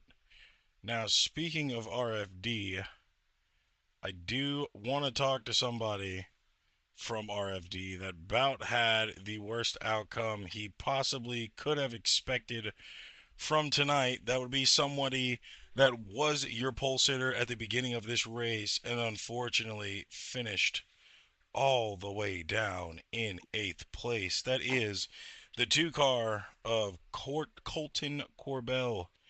Man, what happened out there that you can really contribute to where you finished tonight? You started first, and within the first lap, Mark Morton was able to take that away from you, and it felt like you weren't able to get back on that pace. You did touch, top 3 to top 5 multiple spots, but it kind of took you to late stage 2 to 3 to do that. So where was some of your disconnect tonight on being able to hold that pole position? Yeah, so off the start there, Mark obviously had a better race start than me, and he got me there. And I don't know what it was, but as soon as I got turned that first time down the back stretch, I had permanent damage, and it was just way too tight until the nighttime fell. Josh? One thing I gotta ask is why'd you make me a commentator's curse tonight? Did I? I I, didn't. I yeah, did not I realize. picked you. We did our picks, and I said, "Oh, I got Corbell. I got Yeah. Corbell," and then Well, turned around. And, yeah. oh, I'm disappointed. Like I said in the pre-race, I mean, I'm new here. A lot of these guys think they can push around the new kid. And well, unfortunately, I got pushed around more than I could push people around. And sometimes it's just a losing battle, and today just wasn't my day. So, with race 1 for you in the books here in NARAS, we only have 2 more races left to go for your quote-unquote rookie season. Do you feel like you might be able to pull a rabbit out of your hat going into Kentucky or Daytona? Well, that's the hope. I'm actually not sure. Based off how tonight went, I couldn't tell you. With the amount of yellows we had and the amount of wrecks that we had, I think anyone could pull off a win anywhere.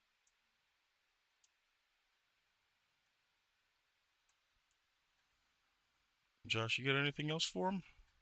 Well, as always, partner, I wanted to make sure that you were good as well. But as always, I gotta ask Corbell, despite all the incidents, you did come away with the top 10. So I gotta ask you, buddy, any shout outs from you for tonight?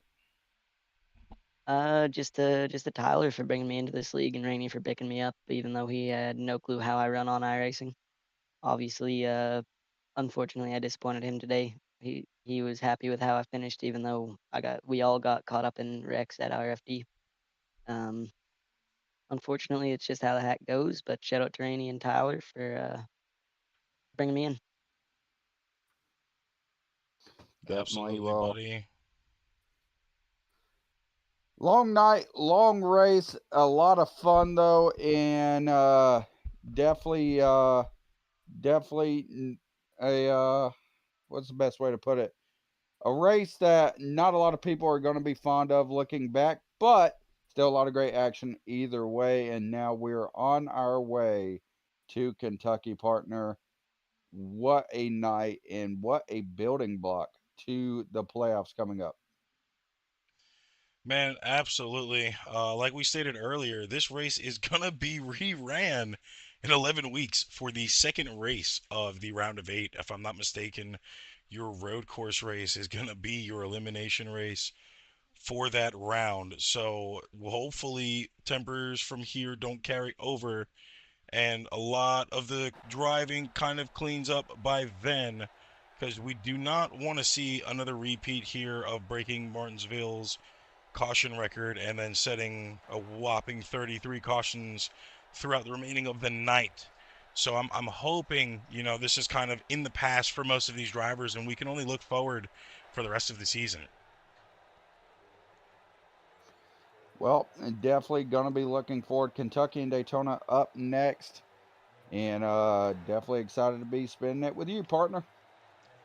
Absolutely. And right before we go to a word from our sponsors before we finish, let's go back over our finishing results. Obviously, the 11 car of Lucas Lewis took this win away, second win of the season, his hometown win here in Martinsville. Jordan Parker finished behind him in second place. Brandon Broadfoot for RFD finishing in third. Tanner Sidden, part-time car, in fourth place. Corey Rainey, owner of RFD, sitting in fifth place. Isaiah Fox in sixth. Josh Mason in seventh. Corbell in 8th place, Morton finishing ninth. Carroll 10th, Rob Doucette in 11th place, Gage Burns in 12th, David Callahan finishing 13th, Caleb Hess in 14th, Matthew Warall, Matthew Gary, Adams, and Hanson were all out, but finish 15th through 18th respectively. For all of us here at Fisher Studios, powered by Asphalt Racing Network, we appreciate you guys for tuning in. Be sure to catch us next week right here, same time, different place. Here is a word from our sponsors.